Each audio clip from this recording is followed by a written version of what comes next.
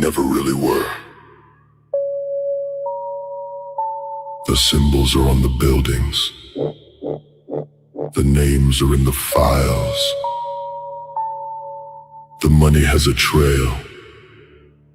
And the children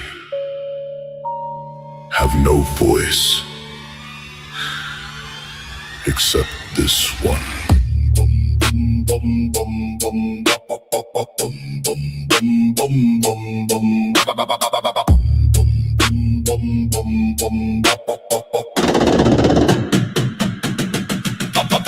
Follow the money, follow the access, follow the island, follow the list, now watch. Epstein built the network, but the network was already there before he ever existed. Every billionaire foundation, every charity front already enlisted. Rothschild, Rockefeller, 100-year architecture built on something darker. Children used as currency in rooms that no investigator gets to charter. Files got sealed, witnesses, mechanic guards fell asleep on the same night. Cameras malfunctioned in the exact cell at the exact time. How convenient, right? The foundations collect the children. The governments collect the silence. The media collects the check, and they all answer to the same ancient name.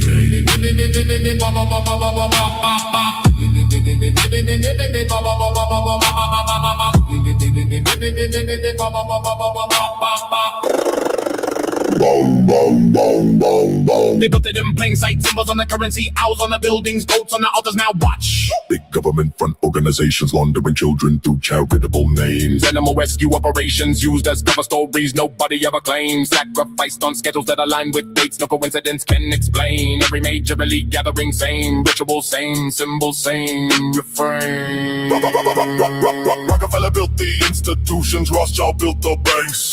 Both built the system that keeps the darkness. Funded and protected from the people asking questions from the children with no name. The island had a temple, the temple had an altar. The altar had a purpose that the mainstream never falters. To cover and to bury, to discredit and to burn every single person who gets close enough to learn. Do it for Paul! They've been doing it for centuries. They do it for Paul! And they sacrifice the ones who cannot run.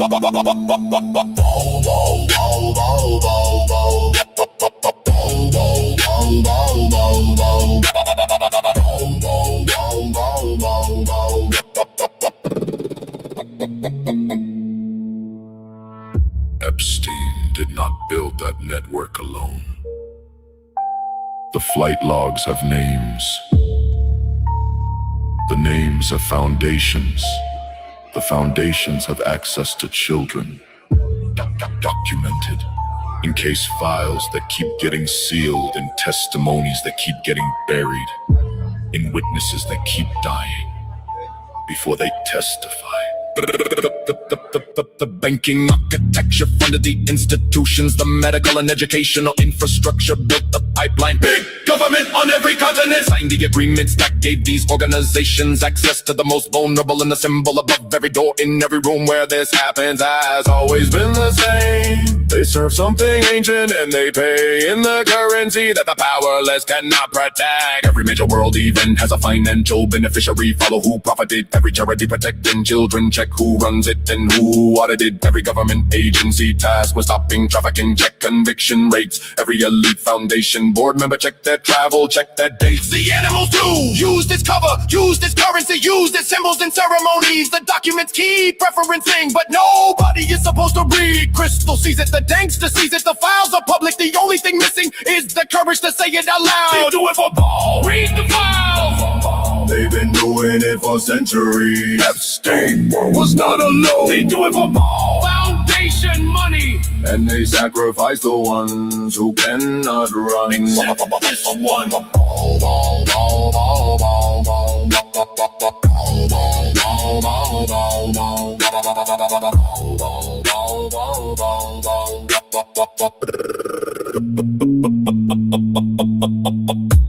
The island. The temple. The altar. The list. The sealed files. The dead witnesses. Bum, bum, bum, bum, bum, bum.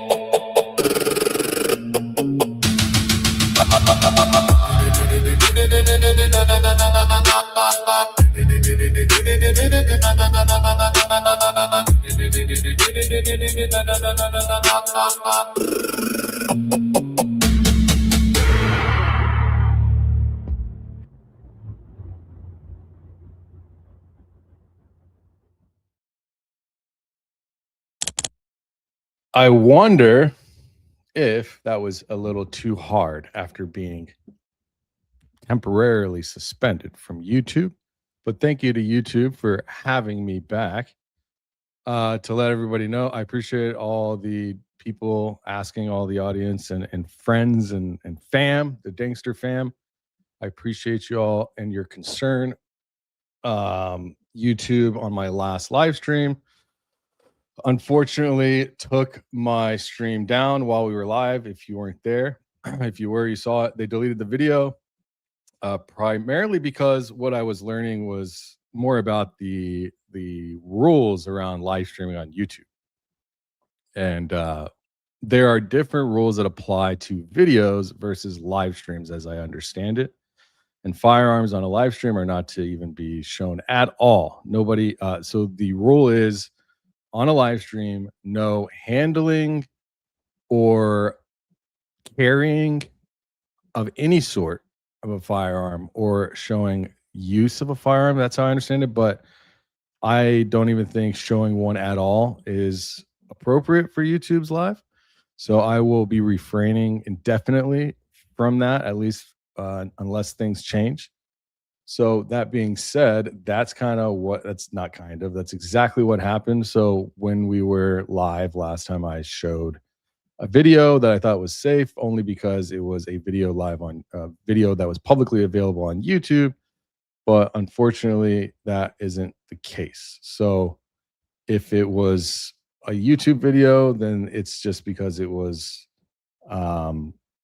a video has different things that they do in order to check the monetization and to check for AdSense and so videos you can get away with more, it seems like.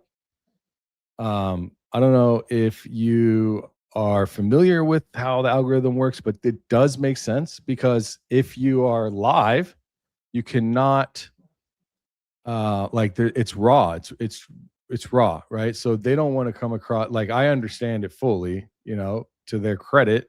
I would imagine that you can't, as soon as a firearm is shown, they don't know what's going to happen. So imagine if something bad happens with a firearm on their platform, what that could do, right? It possibly shut the whole platform down. So I understand. And if you know me, you know how I am. I'm very much cool with the fact that these are private platforms, company owned. And I have no business telling them what I can and cannot do. If I want to use their platform, I have to abide by their rules. And I've always felt that way. Because if I were to have a platform, I don't want to control and have it, but I definitely don't want people getting injured with a firearm on my platform, So I can't control other people, but if I'm the one putting it out, say I'm YouTube, yada, yada, yada. I think you get the point, right? So that being said, I just want to let you know, thank you for being here. Thank you for coming back.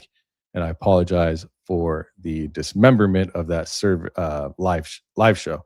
However, we are live on Kick as we speak. So feel free to go over to kick.com or the Kick app.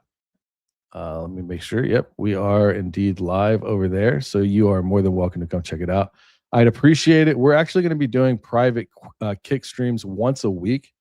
And we have a goal to hit subscribers of 100 by tomorrow. So if you're not a Kick subscriber, we've already given you a jump start. We have 31 and we need to get 69 more, 70 more, something like that.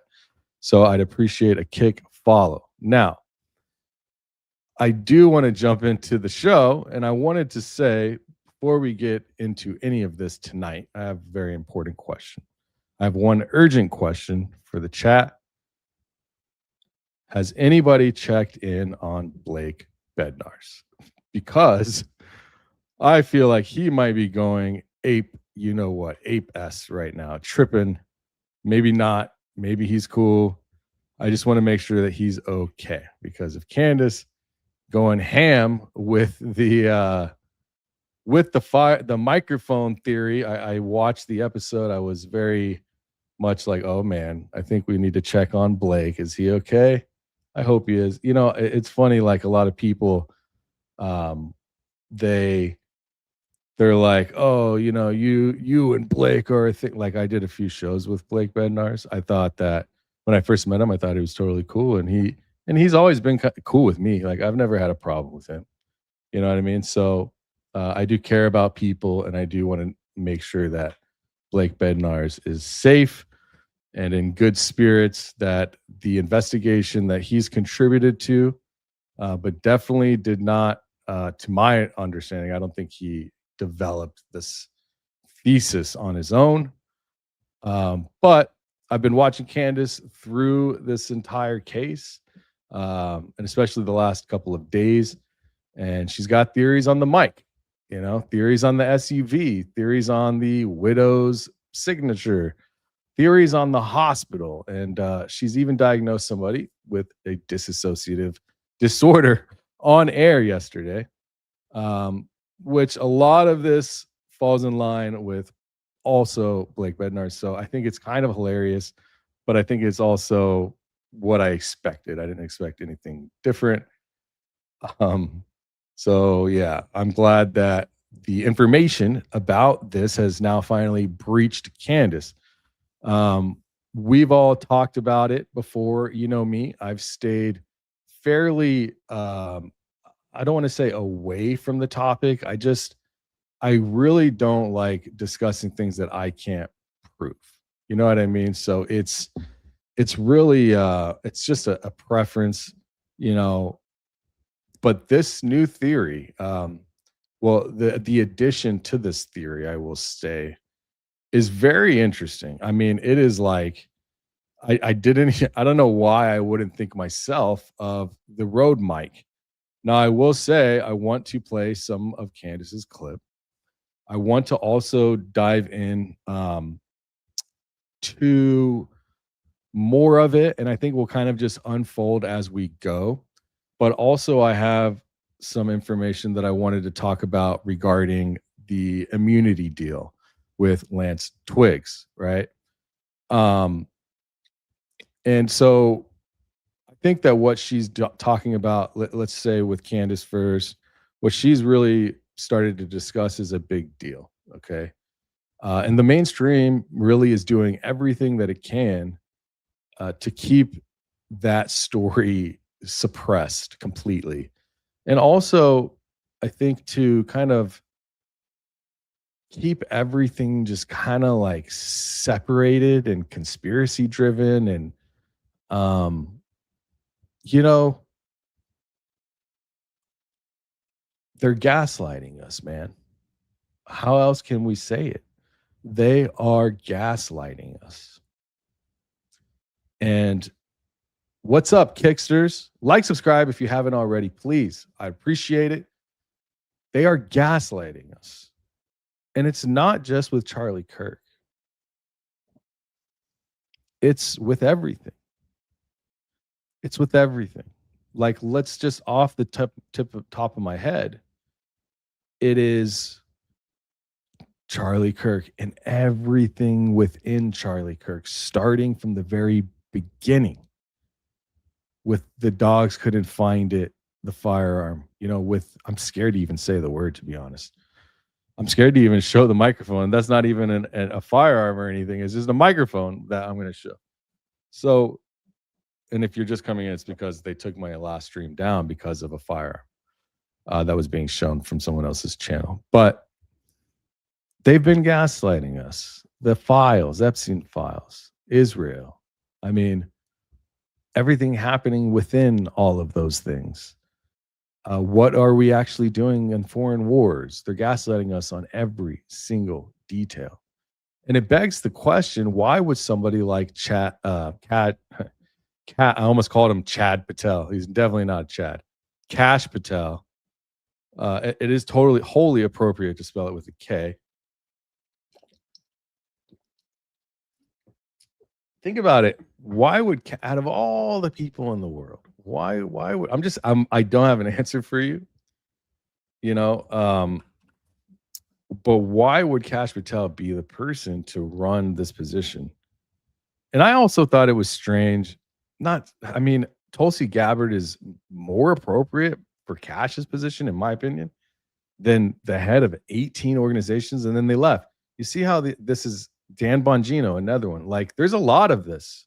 Pam Bondi I feel that she had no business doing what she was doing. She can't even, you need to be a great speaker. So I don't want to get into like US fully politics in its entirety, but we have to realize like Fauci, all of these things, we've been being gaslit for, I don't know how long. This is weird. I got way too many screens looking at my face. Can I pause this? So when we think about like, all we have to do is really try to look back and say, well, have we seen an instance where the American people truly wanted it and needed it, the truth, and we got it?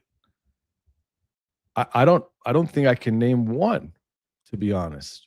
I mean, all of the stuff with the ICE, the ice cubes, that situation, that was just wild and bonkers. So when we sit back and we just kind of digest exactly what we're living in, it's important to note that I don't think we've had any honesty or trustworthiness that we could at all rely on. And in fact, definitely not.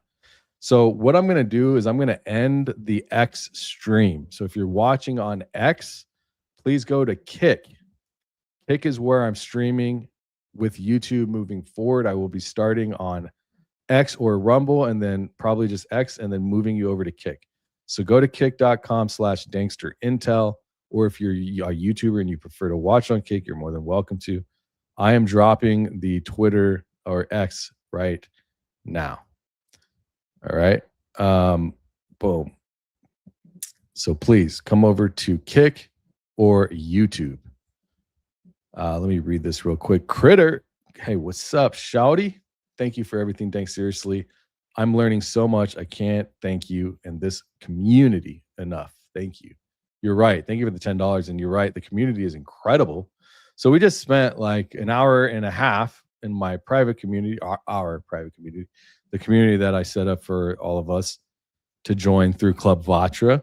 And you can join if you like. I'll throw the banner up here while I explain what we were just doing. We were basically going through the information that we had topically covered bits by bits regarding Blake Neff the last week or so. We have a lot of information, but still need to pull more threads and probably reach out to some more people. But yes, if you want to join ClubVatra, you can. The link is there, ClubVatra.com, ClubVatra.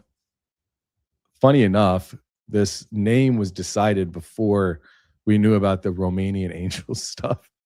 And because Jesse on Fire is a co-owner with me, his Jesse on Fire. So I was like, well, let's name it Club. I was trying to find like a name for that sounded sleek in like Vegas plush or like rooftop LA scene, plushy type of Dre's nightclub. I don't know if you've ever been to Dre's. So I liked that environment and I wanted to have a name that sounded like that. And I liked Vatra, like Vatra by itself, but that was taken. But ClubVatra and all the subsidiaries, we have Vatralytics, which will be launching soon, which is a YouTube studio AI agency that goes inside of your YouTube studio, and it actually gives you the most advanced analytics and then crosses them with your other social media analytics, and then it makes one massive analytics system from all of your social media accounts that you want to plug in. Right now I have Patreon, Discord, ClubVatra, YouTube, and X.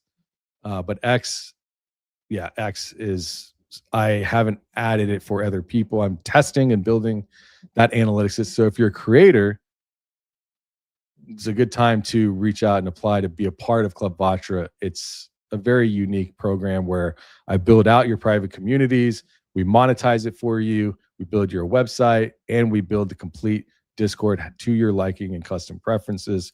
As a creator who is already monetized in the beginning, we have to, because we have to do it where we are taking on monetized creators or creators that can build a community, because we build everything for free up front.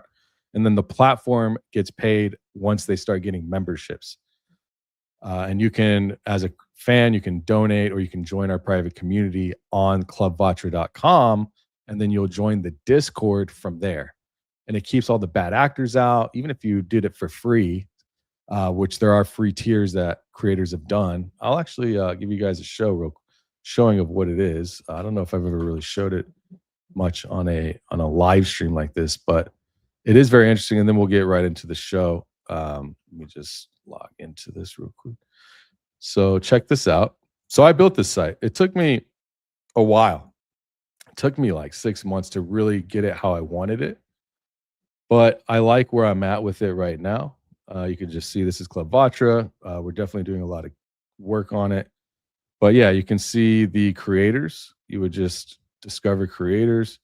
And then these are the creators we have right now. We're talking with a few other high-profile creators and smaller ones. But you would come in, you would join Dankster Intel, and you would just you would sign in with your email or your Discord. And then you would just choose one of the tiers. The $10 tier is what we do, the weekly Wednesday calls. But today I opened it up for everybody for the $5 and up. So feel free to come in, and you can also click tip and you can donate here. And that's another great way, because the creators get almost all of the money except for the processing fee for the platform, and that's it. So I'd appreciate anybody coming and kicking it off with the Danksters over there on ClubVatra. Now, when we think about what's first of all, put like a concerned emoji in the chat if you are concerned that everything that we are like concerned or worse, like frustrated, angry. I want to see the chat, and I want to see if you are feeling like everything is a psyop, everything is a gaslighting situation, if they are being dishonest. Because I want to make sure I'm not the only one. Now, I'm going to start not with a theory, but with a pattern, a documented, uncomfortable pattern. And that pattern is this. In the biggest political assassination in our generation, to my knowledge, piece after piece of physical evidence is gone. Not lost, but handed away, cleaned up, or just listen to this list with me, because every single item on its own is strange, with or without any context attached to it, theory attached to it.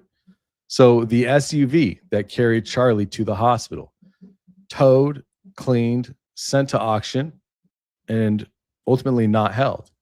On the stream that Candace did yesterday, someone, I guess through a super chat or a comment, top comment, said they owned a tow yard and they always held it for the police. And that is true. You know, I have a family member that owns a junkyard, and they also own they have a towing service, and that's the same in their case as well. It'd be interesting to actually call and see if they want to do a show.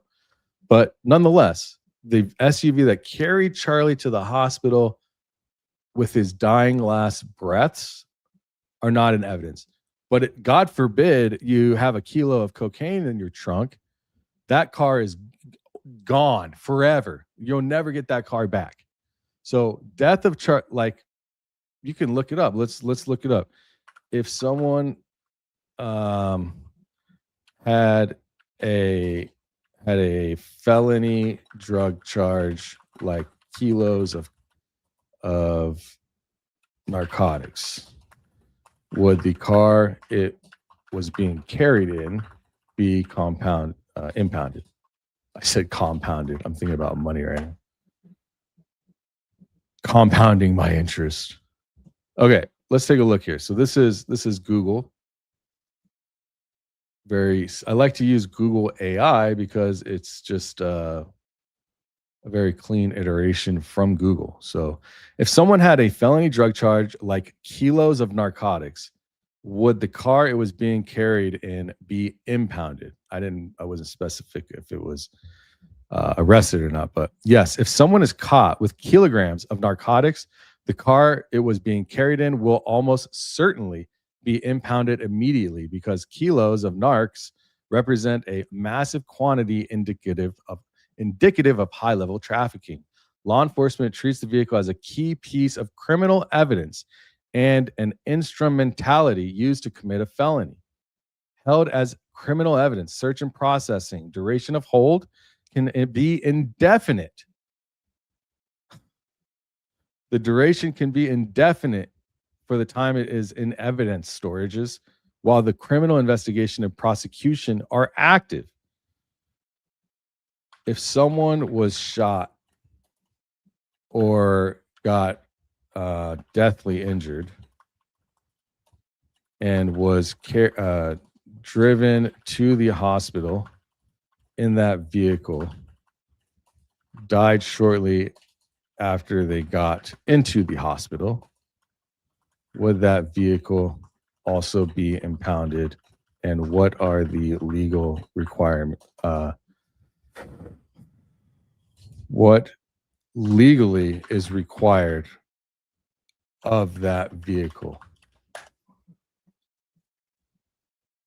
Yes, the vehicle will be impounded immediately as a major crime scene because a death occurred and the vehicle was used to transport the critically injured person. It becomes a central piece of evidence in a potential homicide, manslaughter, or felonious investigation. Why the vehicle is impounded? Crime scene integrity. The vehicle contains vital physical evidence. Law enforcement must secure it immediately to prevent the contamination, loss, or destruction of evidence. Search warrants. Police will secure the vehicle while they apply for a search warrant to legally process the interior. Legal and investigative requirements for the vehicle. Once impounded, forensic investigators in the legal system require specific procedures.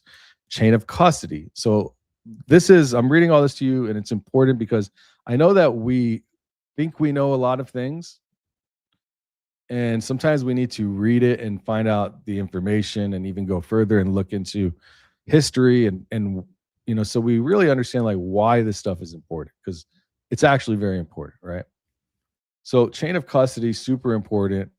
Law enforcement must document a strict unbroken chain of the custody from the moment the car is secured at the hospital. So they would secure it at the hospital where it was at to ensure the evidence remains inadmissible in court.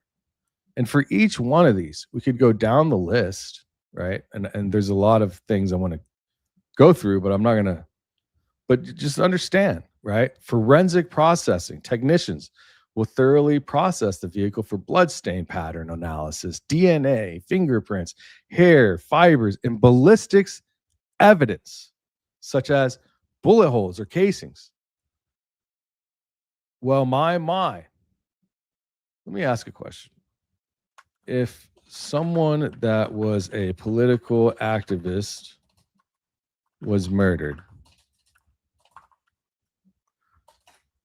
at an event speaking, legally, what does the state require of that vehicle? Also, feds requirement. What would be the crime if the vehicle was dismissed and never seen again? Feds and state cops don't have it. What would be the charge or situation then? I'm curious on this. I've never really asked that. If a political activist is murdered at a speaking event, both state and federal law mandate that the transport vehicle be permanently seized and forensically processed as a major homicide evidence. Because the victim is a political activist assassinated at a public event, the case crosses multiple legal thresholds, triggering intense dual jurisdiction mandates. If that critical piece of evidence is suddenly dismissed and vanishes entirely from law enforcement custody, it creates a massive legal crisis involving major felony charges. So I wasn't planning to do this. I do this every show. I always say I didn't plan to do this and I end up doing it. But we're going to go through this. Legal requirements of this vehicle, state versus federal. State requirements. Mandatory crime scene seizure. States' homicide detectives are legally required to secure and process the vehicle immediately. You know what immediately means? Does everyone know what that word means? You know what immediately means, right? That means no Frank Turek bag, no necklace, no, I'm going to go in there and tell the cop, I'm keeping this. This is mine. I've got to give it to the widow. So there's none of that. And they obviously took pictures, right? Let me ask you this, actually. The crime scene of the vehicle was photographed and then dismissed. And then the vehicle. See, I say vehicle, so for me,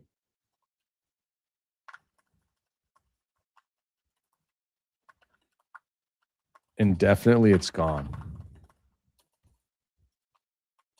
Okay. What was I saying? For me, when we analyze all of the things that were like, I mean, the first thing, this is so funny. The first thing it says is this, check this out. If a vehicle from a high-profile political murder was photographed and then permanently dismissed and vanished, it indicates a severe breach of standard legal and forensic protocols. In a homicide investigation, photographs alone are never legally sufficient to replace the physical vehicle. This specific situation strongly points toward one of three likely scenarios. Number one, intentional cover-up or official corruption, spoliation of evidence.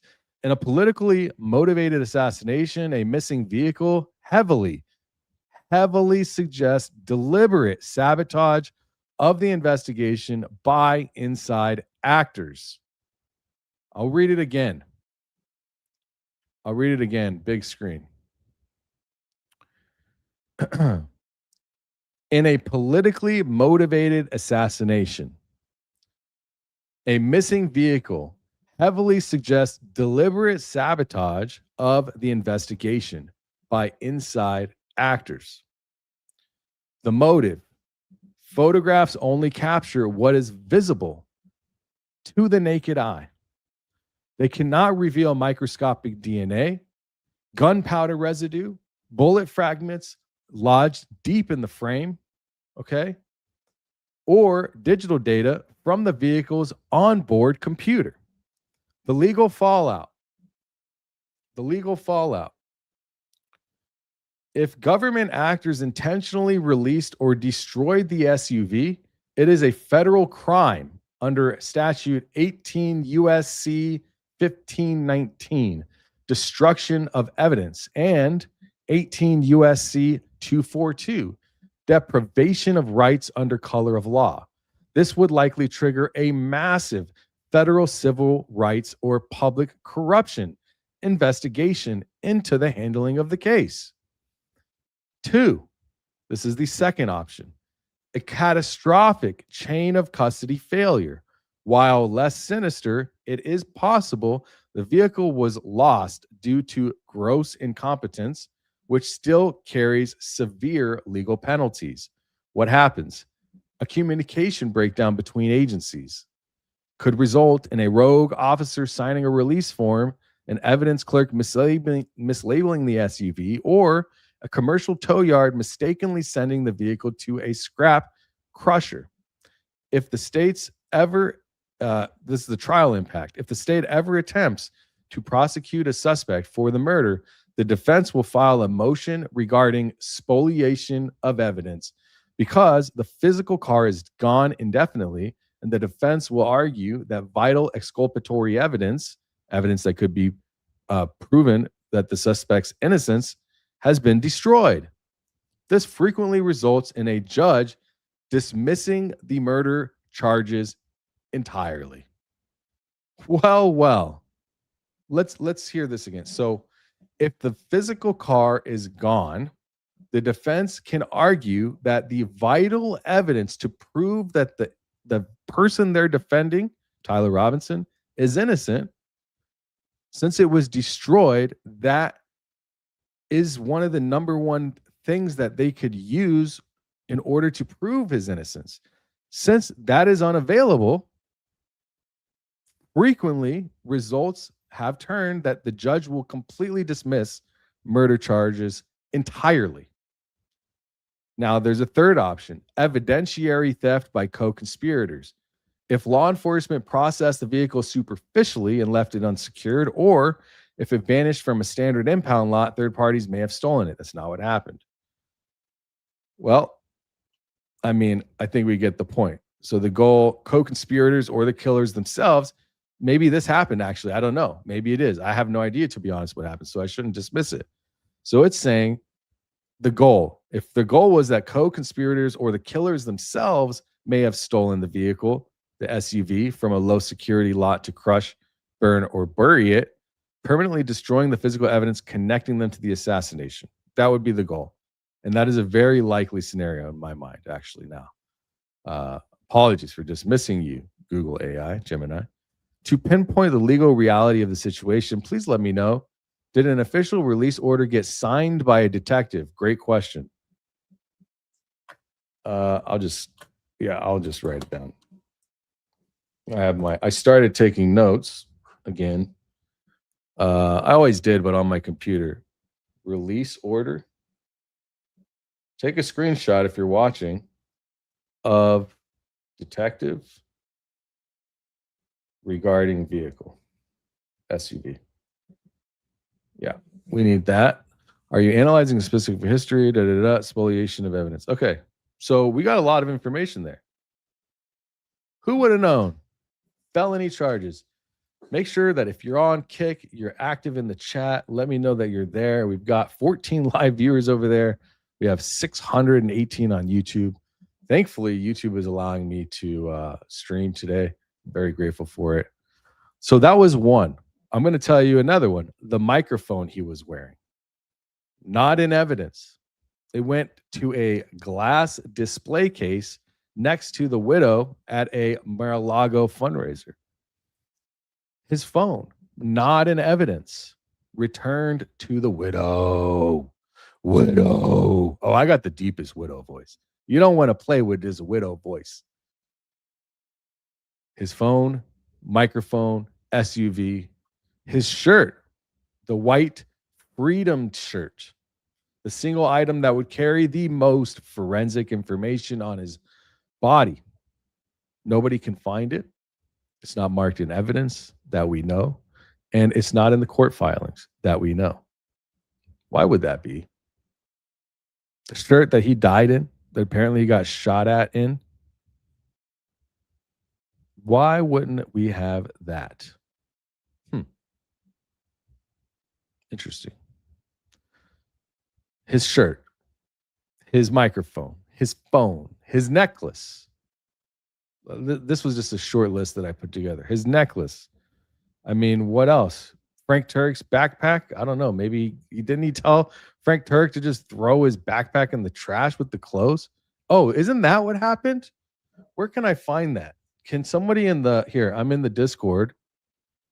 Anybody in the public chat, in the Intel chat. So that's what ClubVatra is. Like, I could literally right here say, yo, if anybody has that clip where Frank Turek said that he told the police officer to just throw that stuff in the trash, I'd like to take a look at that. So please put it in our public Intel chat if you have it. All right. I don't remember where it was. I think it was on Candace recently. Ali, if you have it, if you're still here, that'd be great. You can private DM it to me as well. Up to you. I'm looking in the chat just to see. I'll wait to see if anybody puts it in there. All right. The video where he literally stated what he did. Frank Turek after at the SUV after the crime scene. The SUV. Let me see. How would I ask it on YouTube? With police, Charlie Kirk. Let me see. It was his bag that had blood on it. CK's, not CK's shirt. I mean, I wonder if I could hear exactly what he said. Is it this one right here? Let me see. Breaking tonight, Erica. Let me go to this. Oh, this isn't it, is it? Charlie wasn't there. His eyes were fixed. He wasn't looking at me. He was looking past me right into eternity. Okay. I don't like this place. It has too many buildings. Let me run it here. Let me just run the transcript because I don't want to keep playing this. So what I do, so a lot of people don't know, you can pull transcripts from YouTube, in which that thing is flashing all crazy. I had to refresh. You can pull transcripts if you scroll into the description and you just click transcript. You can go ahead and pull it. And then from there, I'll go and I'll analyze the transcript with AI and I'll say, hey, where is this? Where is that? Have you seen this? Have you seen that? In my AI.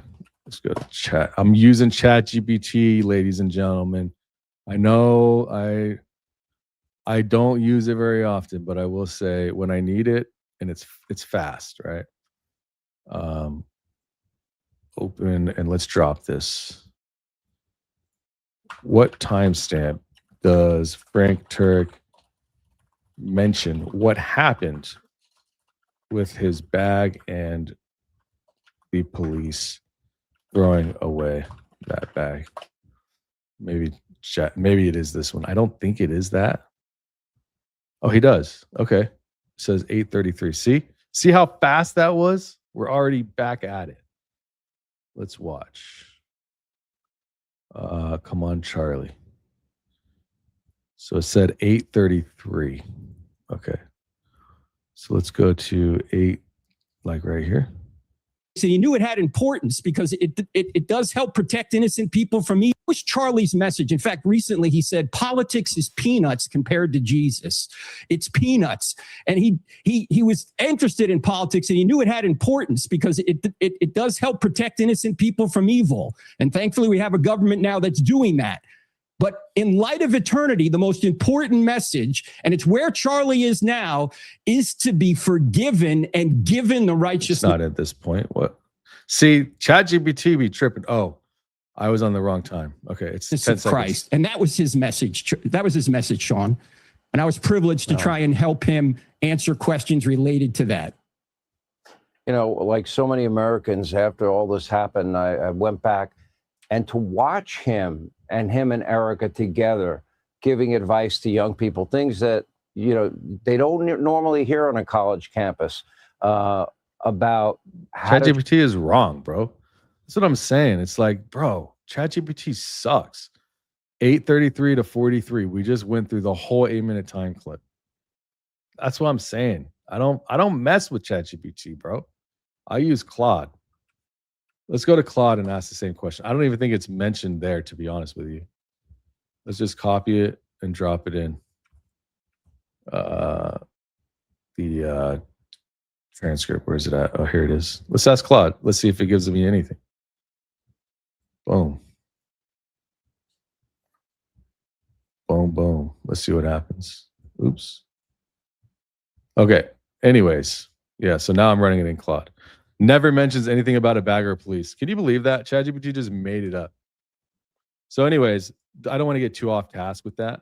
But the point is, that happened, right? So we're dealing with that.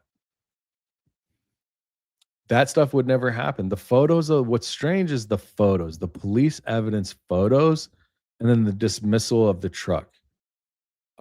So I really find that quite interesting.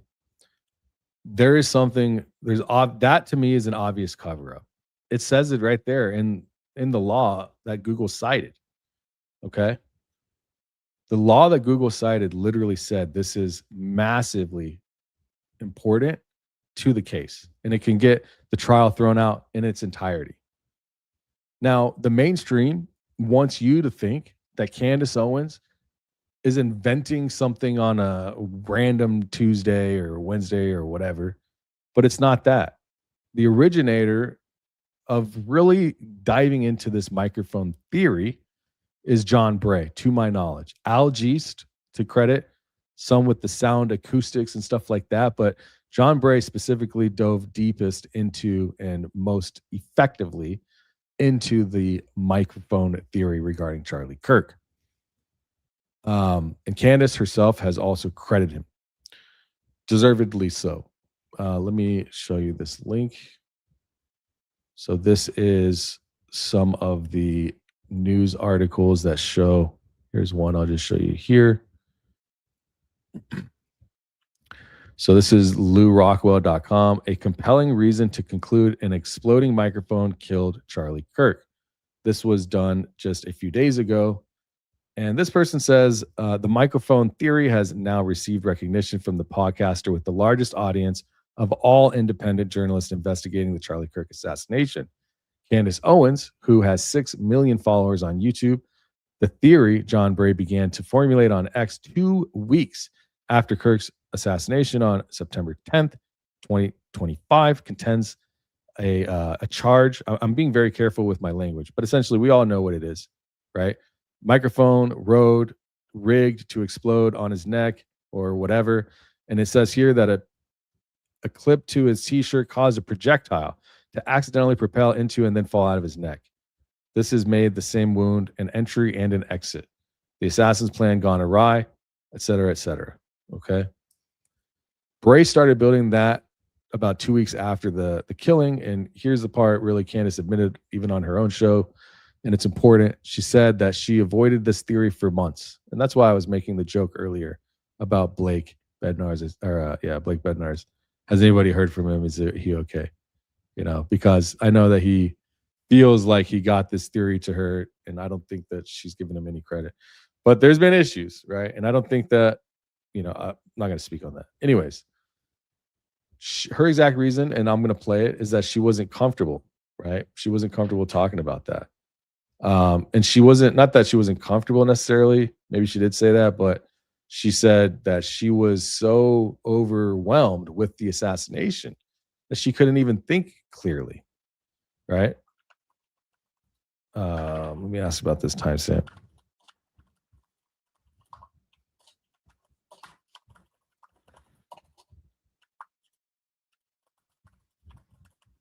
Sorry.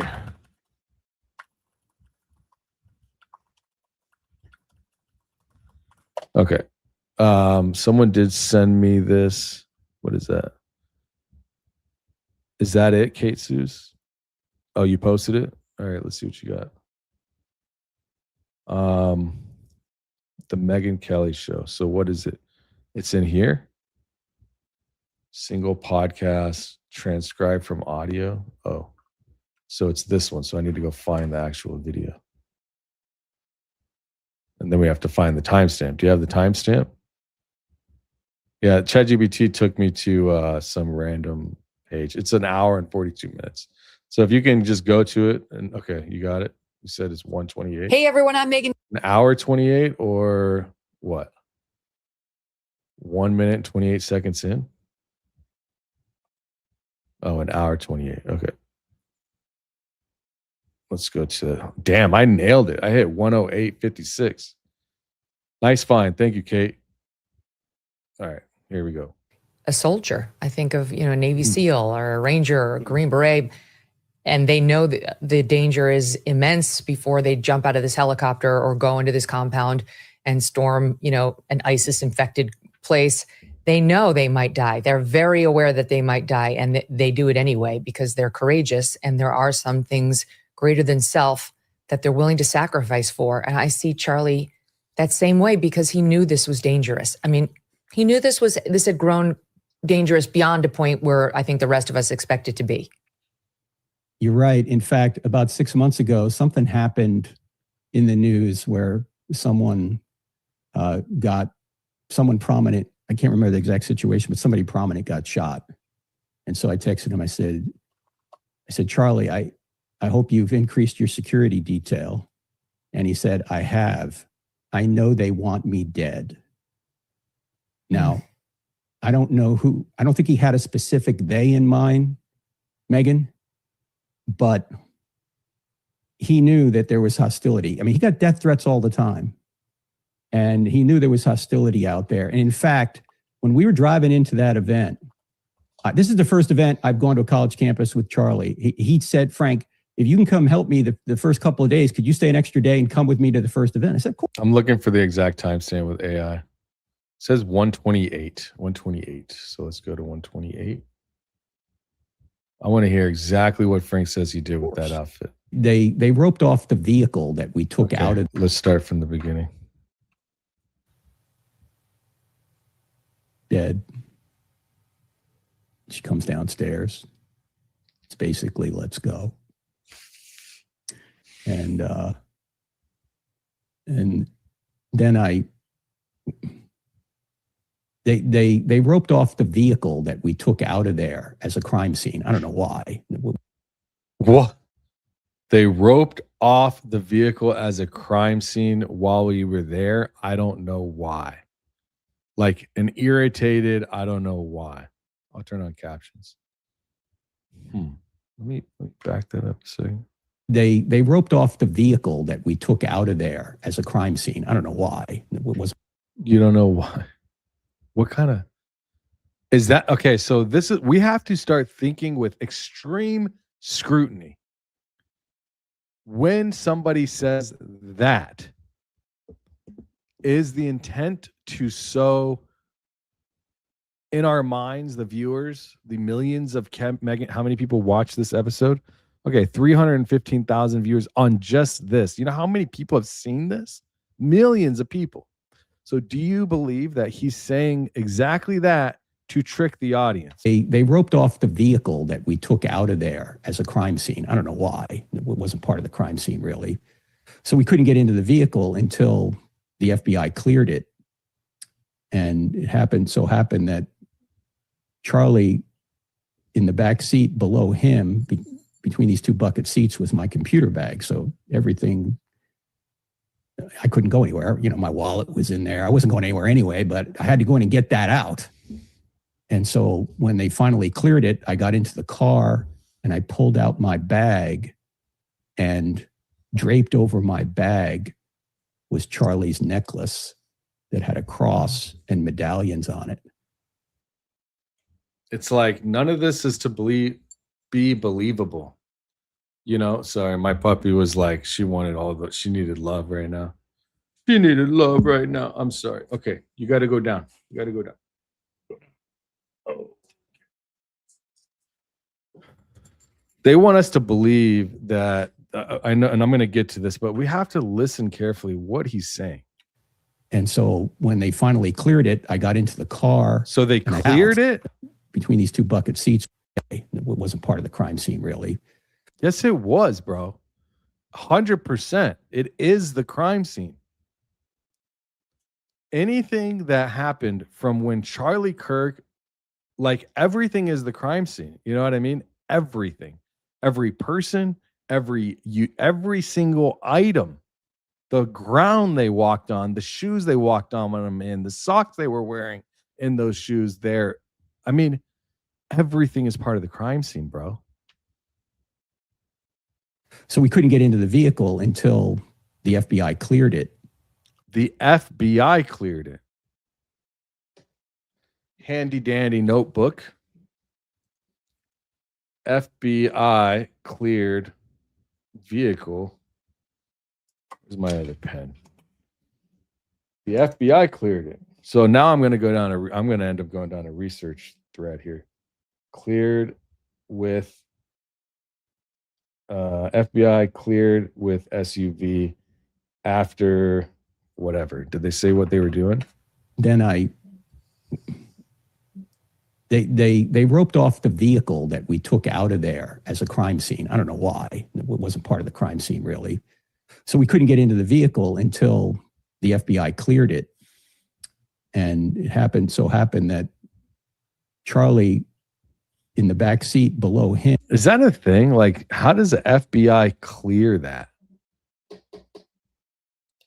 FBI does not clear a crime scene. Like, a crime scene literally could be there for weeks. Like like even at the UVU campus, that crime scene should have been preserved for days, weeks, even. You would need to bring in specialists to look on the ground. And when you look at the footage, let me, I don't want to get too sidetracked, but if you look at the footage of people after what that looked like security of the UVU event, they're looking on the ground, right? Maybe they're the ones that were doing the looking. Between these two bucket seats was my computer bag. So everything, I couldn't go anywhere. My wallet was. So they roped it off. I guess they took pictures, which we're going to show what Candace Owens had put up. And then they gave everything back. In there. I wasn't going anywhere anyway, but I had to go in and get that out. And so when they found there, I wasn't. So everything seat below him, between these two bucket seats, was my computer bag. So everything, I couldn't go anywhere. My wallet was in there. I wasn't going anywhere anyway, but I had to go in and get that out. And so when they finally cleared it, I got into the car and I pulled out my bag, and draped over my bag was Charlie's necklace that had a cross and medallions on it. And I had heard they were looking for that. And so, you had heard they were looking for that. When you say they, who's they? Pop was like, "Oh, we've been looking for that." I said, "I got it." The cops. So I just took it. "Oh, we've been looking for that." I said, "I got it." So I just took it. I don't. I don't understand this. I do not. I saw the necklace. I wonder if Megyn Kelly interrupted him on purpose. Like, Frank, you might need to shut up, bro. Charlie's necklace, and that's it. I mean, you're just telling cops what to do. Yeah, Candace said that the other day, right? Mm-hmm. Erica's wearing it. Mm-hmm. And it had a cross on it, and it had a St. Michael's medal. Mm-hmm. St. Michael. Mm-hmm. I mean, St. Michael. He's the one. Oh, St. Michael. Yeah, I get it, Megyn. Who's supposed to protect us in battle, defend us against the wickedness and snare. It's just a necklace. It's just a necklace. We're not even supposed to idol these things. It's actually a sin. When you idle out like stuff like this, oh, it's my microphone is all attached to it. You're not supposed to idle and worship stuff like this. It doesn't mean anything. It's just jewelry. Maybe it represents your faith and what you believe in, but to be so like, it's like, oh, the necklace was supposed to save Charlie. It's St. Michael. It's St. Michael. What happened, St. Michael? Bro, please, shut up. Sound like a freaking idiot. St. Michael. Who cares, bro? St. Michael is in the Catholic culture. Sorry if my mouth is dry. Here, I'll just tell you. We can look it up because I don't want to guess. Let's use ChatGPT again. Who is St. Michael in the Catholic faith or Bible? Let's see what it says. It's on high. So St. Michael in the Catholic faith is Michael the Archangel, not a human saint. He is understood as Michael is the chief angelic warrior of God, Who is like God is what his name means. In Catholic tradition, the name is itself a battle cry against pride, Satan, and rebellion. Interesting. His name means who is like God. In Catholic tradition, that name itself is a battle cry against pride, Satan, and the rebellion. In the Bible, Michael appears as a heavenly defender and commander who, called a powerful heavenly prince who helps defend God's people, described as the great prince who protects Israel during a time of trouble. By the way, Israel is not the country Israel, talking about the believers in Christ, the believers in Yahweh and God. I don't even like saying Yahweh. I just say God. People who believe in God, in Jesus Christ, in the new covenant, are considered Israel. I don't even think, I mean, I could be wrong, but I don't even think the old covenant refers to Israel as Israel anymore. Like, I don't even know what that would mean, you know? In the new covenant, well, I've asked this question before and it gets too much, but a protector of the church, commander of the gods, so on, so often, so forth. Saint Michael, the archangel, defend us in battle. Okay, well, a necklace ain't gonna stop you, honey. Snares of the devil. Mm-hmm. It's like, I don't get it. And I don't know why I'm putting it all on St. Michael as opposed to Jesus. And, you know, he was wearing a cross. He was wearing a St. Michael medal. I just feel like if that is what's called idolatry. Okay. Idolatry, if you want to learn a little bit more, is idolatry.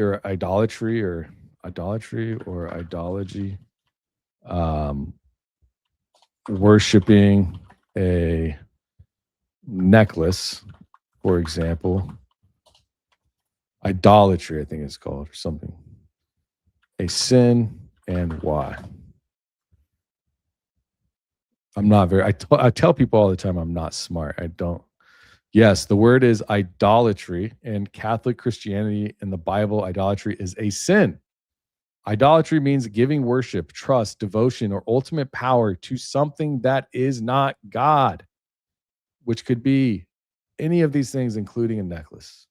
See? She's performing idolatry. If I went out in front of a crowd wearing a cross and a St. Michael's medal, I would feel next to Look at it. invincible. That's stupid. She's idolizing. It's a sin. Okay. Anyways, not to heart. I went way down the piper on that one. The necklace, another conversation topic. But yeah, the whole point was to see if anything happened with the shirt. Does it say anything here? I can ask Claude about the shirt real quick. What does he say regarding Charlie's shirt? Let me use it. I'll show you my tab real quick so you can see what I'm up to. I'm kind of just freestyling it, showing you all. I figured I'll show you more of the work I do, like as I'm live streaming and stuff. Hopefully you enjoy it. And then I'm going to get to some of the super chats in a minute, and then we're going to jump to another phase of the live stream here.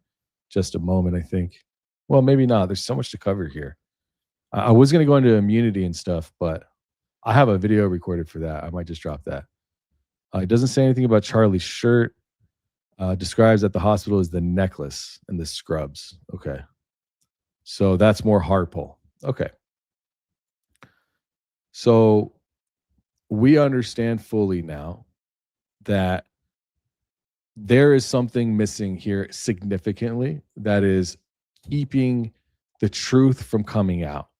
And all we have of that truth from that specific part of the world, whatever the assassination is, the SUV. Thank you for all the members coming and joining on Kick. I appreciate you. I see we got 18 live viewers on Kick, 852 on YouTube. It's a pleasure to have everybody here. We did, unfortunately, get our last stream taken down, so I'm being very careful with what I show. I've talked a lot. Let's go look at Candace, and we can do a couple of things here. So with Candace, let me go to this timestamp right here. Yes, this one. So this, I think, is very important. Okay, so the list of things that are suddenly beginning to make a whole lot of sense when you consider the increasingly plausible scenario that it was indeed Charlie's RØDE mic, which was rigged to kill him, is growing. The list is growing. Now, I had asked a question last week, and gratefully, someone pointed out to me that Baron Coleman had already furnished the answer to it, as well as other people, a long time ago, actually, in his early days of covering the case. I just wasn't following Baron back then. And also, I maintain that I was in a real state of shock and grief, and I was not processing information as usual. There was so much coming in, so many questions, so many things for me to respond to, recognize. I can imagine right now people are like, oh, that's BS. I've seen people saying, oh, she's just been hiding the truth or doesn't want to engage in this. And it's like, dude, like her best friend, one of her best friends was killed. And she's like probably feeling like the only person that was in his life. And I'm not like, I would say this about anybody. It doesn't have to be Candace. But imagine being her just for a little bit in the very beginning. Your partner that you built this company with, you were on the road and you're doing all these things, and he's like a brother to you, gets killed. And nobody else is looking for the truth but you and your online friends. And you're wondering why his wife, his best friends besides her, the people that claim to be the business aficionados that came along the way in 2018 with Tyler Boyer, Andrew Colvett, and then, of course, Blake Neff, Neffy boy. Who else? The amazing Mikey McCoy and all the baggage that comes with him, his wife, his dad. Imagine being Candace. All of those people, Terrell, Farnsworth, removal of evidence, the paved over crime scene, the truck, SUV, whatever, the shards that we're going to show. Like, imagine being her for a minute. Imagine if you lost your friend. Imagine if you built a company with somebody and it went the way that it did because of a foreign nation and because of money and because of all these things, but you still love this person. Imagine what it would be like, how confusing it must be for her. And just as it's probably way more confusing for her than it is for us because she knows these people or thought she did. You got Andrew Colvett literally admittedly lying about what happened to his body, the Superman story. What? Why are you making shit up, bro?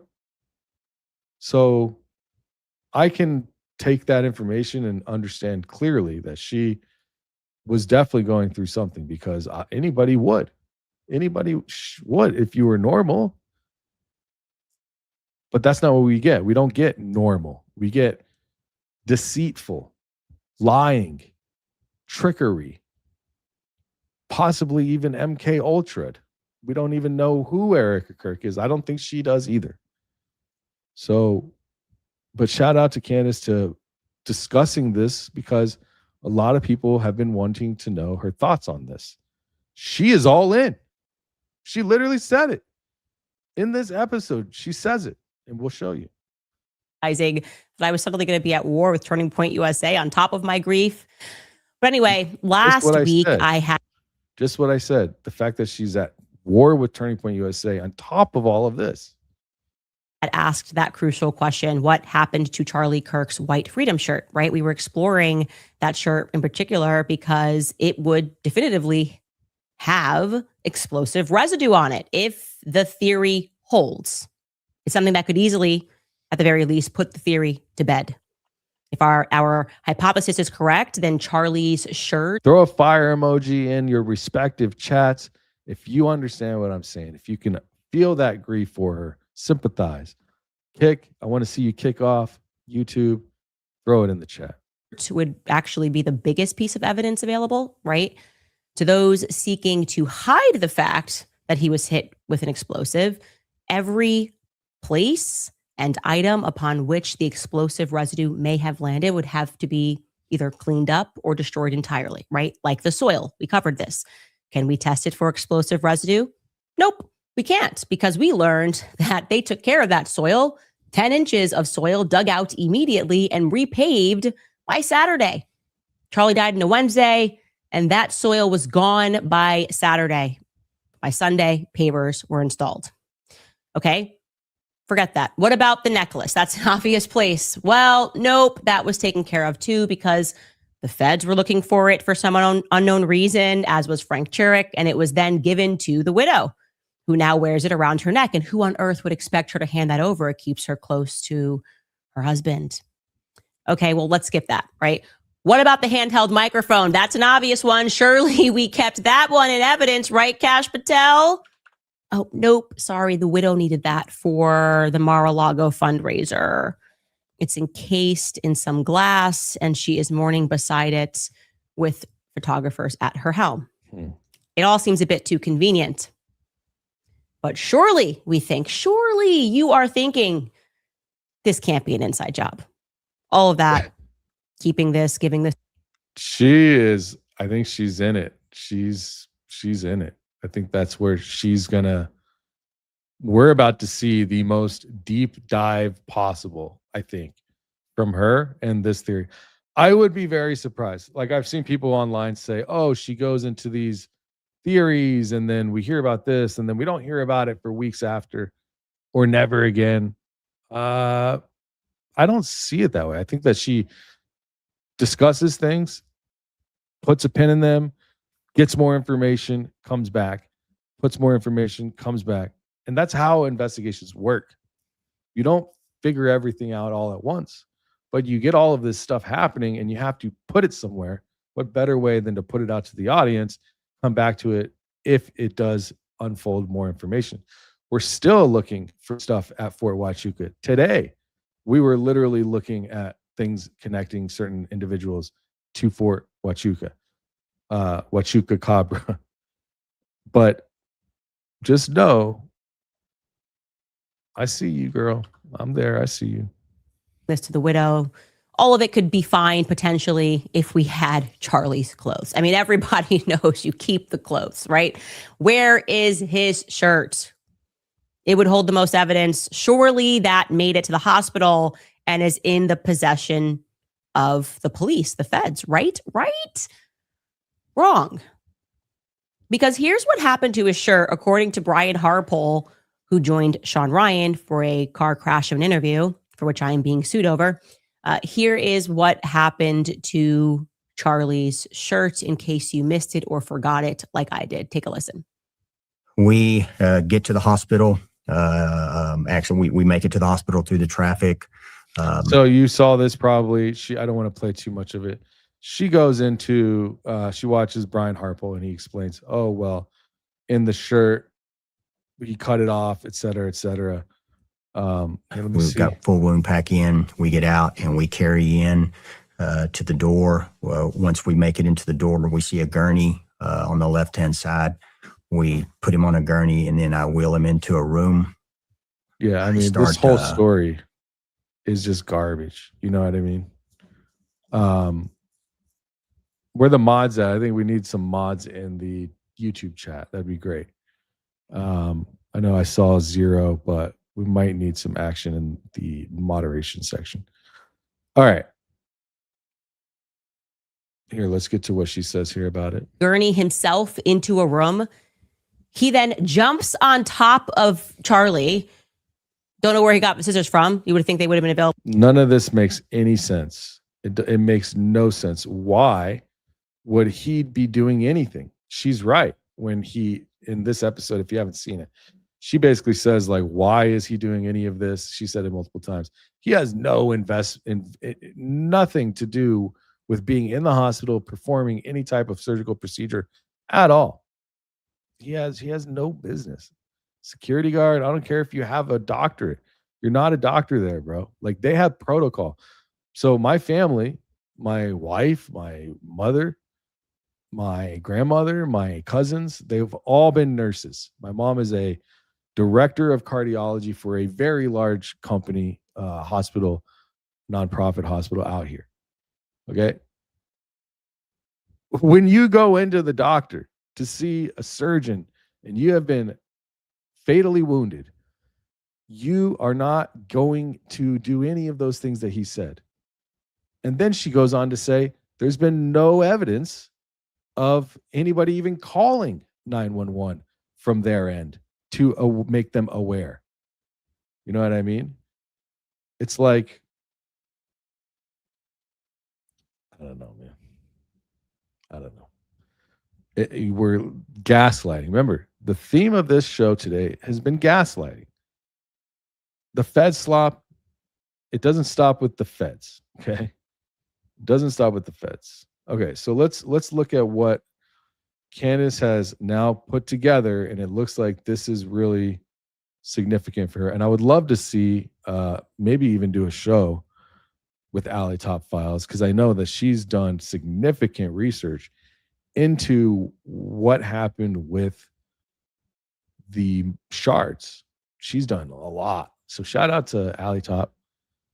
Let's chat later and see what we can do, because I know you've been looking. On the back of the SUV, specifically the black shards, because when I look at the images, unenhanced, there seems to be a number of the shards that have white on them, both on the floor and the crease of the seats. See screenshots of the videos that you shared from the show. If you study the images of the Rode Wireless Go microphone, they have several white details on them. And if you can enhance the SUV images, I'm confident that you will be able to identify parts of the microphone body by the shards.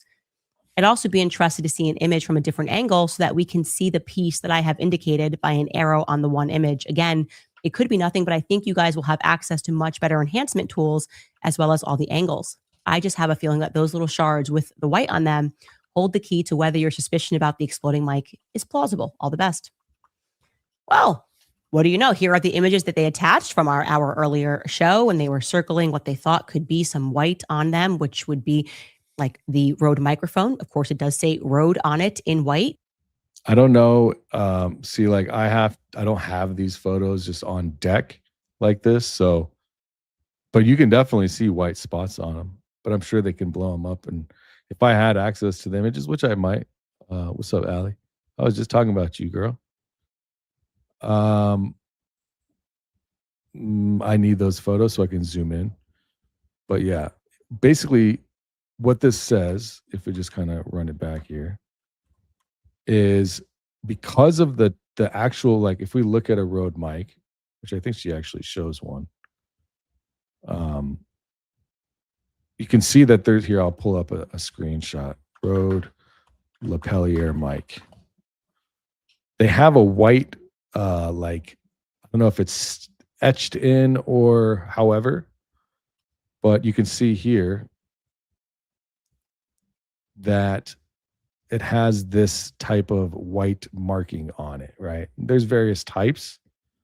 Most look like they're white on black. All right. Let's see. Rode mic. Not lavalier mic. Let me just try this. Rode mic.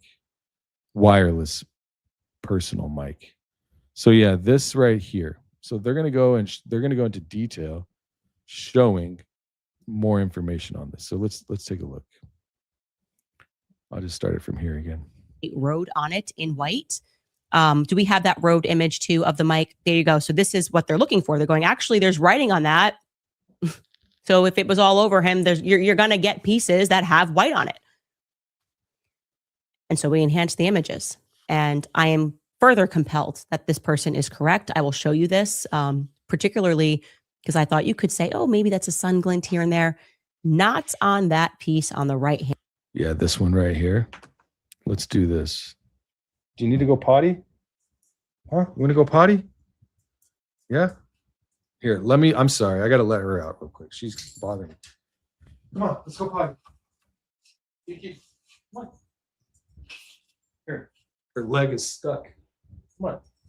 Here, let's go. Let's go potty.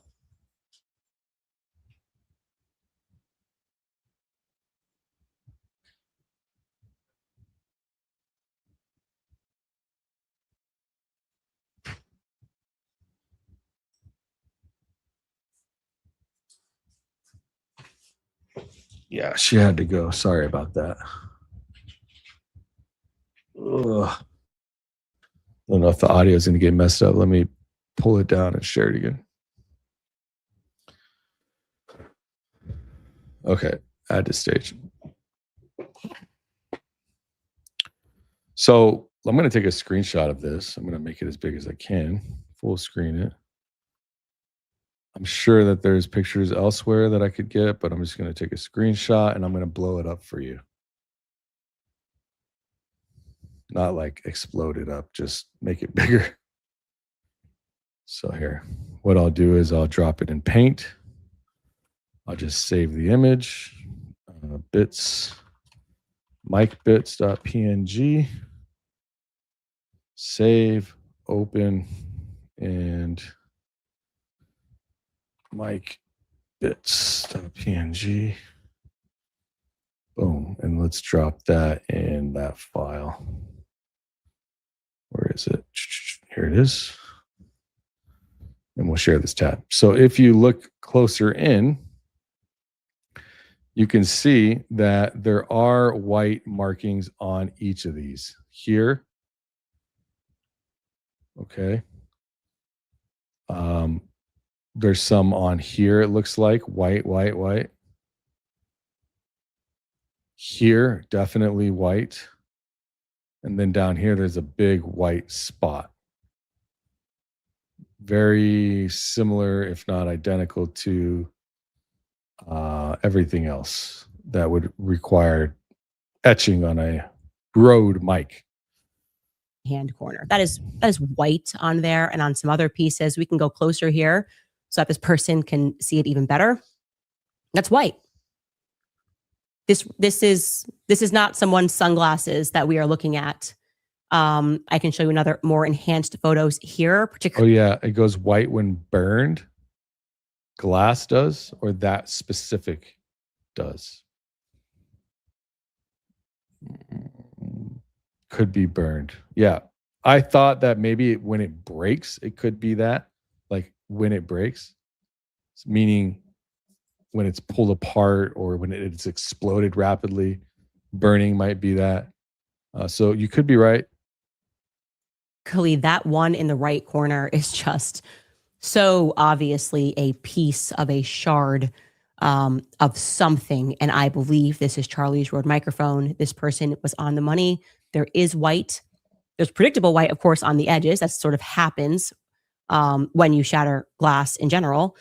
But I also wanted to show you guys these, hyper-focused pieces so that you could see that this person is definitively onto something. Now, I also want to show you, because there's a pocket of the internet for everything, a video of some guy on YouTube who just decided to break his RØDE wireless mic for funsies. Nothing. I had never seen this. I thought this was super interesting. Very, very interesting. You do with the Charlie Kirk case. And I will get to super chats probably at the end of this. I was going to do a midsection, but I'm just going to stick with this topic. And I will cover a little of the immunity stuff because there's an important note to take home with you. But yeah, I'll get to supers in a minute. Not sure the context. Assuming this guy's, because this is like $1,500 to purchase these things. I think let's take a listen. Really? Let me see. I have like some cheap knockoff ones. I don't know. They're not $1,500. It looks like $250 for a set of 3. But maybe she just doesn't know. Or maybe they're a special type, perhaps. Listen. I am basically going to destroy my RØDE Wireless Pros. I still use these things and love them, but in my review, I talked about this candy mirror finish and how nothing sticks to it. Starts breaking it. You can see that's what it looks like is on the car floorboard. No kidding. Okay. For very carefully getting under here, and I'm splintering glass bits all over the place. So at this point, I'm going to say it's safe to say don't do this at home. Also, it kind of makes sense that this is glass because if you think about like iPhones, they have that glass backing for antennas and such. And so I guess that's where the antenna is on here. I don't know, but I'm guessing that's what's up. At the very least, now we get to see what's underneath a Rode Wireless Pro. So he's pulling it and dismantling it to see what's under it. Clearly that person didn't realize that we'd be scrutinizing the glass shards themselves. It's very, very curious that those same shards that are shown earlier look very similar to what these would look like. I mean, if you blasted it apart with a firearmed level explosion, you would get these pieces. I mean, that's how I see it. What else could they possibly be? Like if we would have to say what are all the parts in a car like that SUV they had? What could have broken that's in that car? What other tools or things they could have had that could break that look like that? I mean, it is almost certain, and allegedly, I can't say for sure certain, but I want to say if there's anything explaining what those black specks are, what else could it be? Doesn't matter if it's Rode or not, if it has a white spot or not. At the end of the day, what else could it be? Does anybody has anybody come? I think maybe she, again, Allie Top's come up with a couple of things, but in general, what else could it be? Right? I mean, I can't even think of one thing. Maybe sunglasses, but no. Why would they end up in 1,000 pieces? You know how hard it is to break glasses? Anyways, they don't break like that. It's just glass typically that would break like that. Because there's a pocket of the internet for everything. A video of some guy on YouTube who just decided to break his Rode wire. Of course, beyond that, there is also the curious case of the witness tree. We covered this a little bit yesterday. The people who were first to speak to the media and set the narrative. They're the most crucial people. This is strange. I'm glad that we're going to watch this. I think this is strange. I pointed out when I was watching it, I was pointing out to myself, what? Who speaks like this? Who acts like this? Who is so confident and not have any fright or concern? There's no authenticity. In this clip that we're going to watch from Candace right now, pay attention to the woman speaking, the girl, young lady speaking, her demeanor, the way she says things, her facial expressions, her body language. Pay attention. Some people call these people crisis actors, talking about what happened. So when people are looking for information, they stumble upon these people and they say, hey, Charlie's been hit in the chest, and we can describe to you how he was hit in the chest. That definitely happened. We showed you one student in particular, a young woman named Sarah Toole. But yesterday, the internet quickly discovered that after she gave her first testimony with Fox 13, claiming in detail, along with others, that he was shot in the chest, suddenly 51 minutes later, she went back onto camera with local media and completely changed her story. Here is her first interview to jog your memory. So basically, I heard a loud bang, which I figured a shot would be a little bit louder, but I just saw it hit him in the chest, and then all of a sudden just tons of blood gushing right out where his heart is, and then he fell over and slumped down. Yeah, like I believe anything. I'm gonna slow it down a little bit.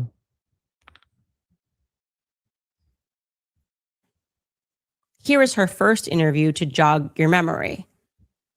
So basically, I heard a loud bang, which I figured a shot would be a little bit louder, but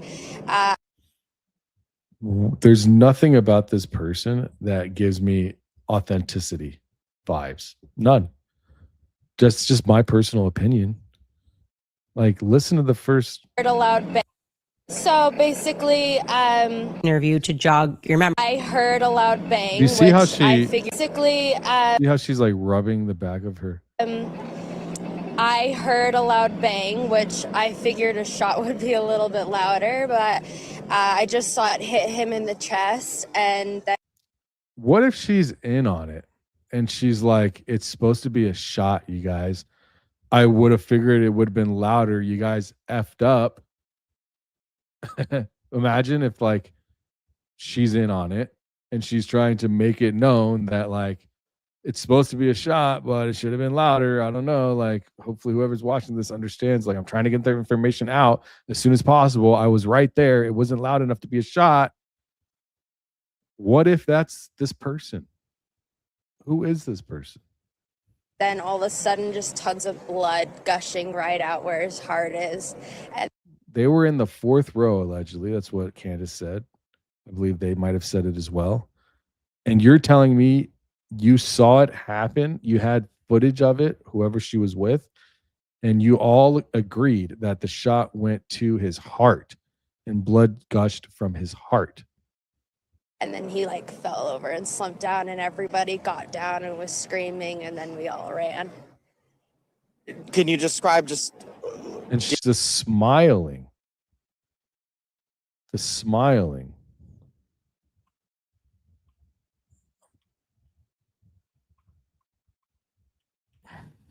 I'm not a body language expert, so I can't. It is. And then he like fell over and slumped down, and everybody got down and was screaming, and then we all ran. Can you describe just... Did he appear to be moving afterward or what? Not at all. I personally believe he was dead on impact. You heard the one shot where... What type of young lady says dead on impact? There's not many that would say it that way, my opinion. But dead on impact is... it's the type of word that you would use if you are familiar with saying things like that. Impact. Dead on impact. That is, I mean, even when I think about like when I played video games, dead on impact is like, I don't think I would even say that. So when you're given something to maybe say, and the people that give it to you don't realize how they're speaking is not normal, like just Mary Jane, Ashley, and their mother, whoever. Do you think that this family would speak like that, dead on impact? Were there multiple shots or... And let me know in the chat. Dead on impact. You heard the one shot. Were there multiple shots or... I think just one shot straight into Charlie Kirk, and that was it. And I think they got him. And did you see the person who... This girl looks like she's struggling to be sad, but she's looking side to side. And she's seeing that nobody else is really acting super sad. Like she started to act sad. Or what? Not at all. But she didn't follow up with it, you see? I personally believe he was dead on impact. You heard the one shot. Were there multiple shots or... I think just one shot straight into Charlie Kirk, and that was it. And I think they got him. And did you see the person who fired the shot or anything like that? No, I just knew that. Look at who they're looking at over here. Did you see that? Look, they've done it. She did it multiple times, and she's also looking in this direction towards whoever's over here to the left of Candace. I saw an arm move over here. Let me just play it one more time. Sorry. I heard a loud bang, which I figured a shot would be a little bit louder, but I just saw it hit him in the chest. And why would you figure a shot would be a little bit louder? Why? then all of a sudden just tons of blood gushing right out where his heart is. And then he like fell over and slumped down, and everybody got down and was screaming, and then we all ran. Can you describe just... Did he appear to be moving afterward or what? Not at all. I personally believe he was dead on impact. You heard the one shot. Were there multiple... She looked once. She's looking also over here. Look, there's a hand right here. You can barely see it. Unless this is the person talking to them and they're looking at the camera, which is, that might be the case. multiple shots or but they all look on this side, like to both sides. They're looking at somebody. Okay, yeah, so that's the guy, but they look further past him, it looks like to me. Just one shot straight into Charlie. She's looking over here. They both look to the left, to their right. Kirk, and that was it. And I think She looks over here again. She kind of gets a nice little smile, like maybe someone's saying you're doing fine. She's looking far to the right again. got him. She looks did to you the see left. the person who fired They look to the right. I guess she's looking to her. the shot or anything like that? No, I just knew that it came to the right of me and went just directly into his heart. She keeps looking over here in the corner of her eye to this person when she's saying detrimental certain things. I got a picture of him. Did you what did you see as far as, I mean, was the crowd, how was the crowd? She keeps looking over here past the camera person, not at the camera, past it. Reacting to him? I mean, he is somewhat known for being provocative, but what was going on beforehand? What was he Smiling. talking about? So the first student got up and they were talking about religion, Mormonism, and Christianity. And the second student to get up was talking about transgenderism and how gun violence has been very frequent with that community. And that is when it happened. It's pretty interesting to me that she remembers and recites pretty much exactly what the talking points are, but somehow got the shot wrong. I think she's a crisis actor. I don't think there's anything else than that. And if you go back, I'm not going to continue playing that, but if you go back and you look at Phil Lyman, they were also doing crisis acting. He's going around. I have a whole video about it. You know, we've all seen it before. Put a fire emoji in the chat if you want me to show you the Phil Lyman footage. I'll pull it up real quick. I think it's damning for us to not look deeper into it. Phil Lyman also was the first person to bring forward footage that literally was the one that convicted Tyler Robinson somehow of walking past. You guys want to see that? Okay, let me go look for it. When Tyler Robinson apparently allegedly walked in front of the camera, well, his family owns that property. His aunt. He said it. And then why give it to TMZ? We've covered so much.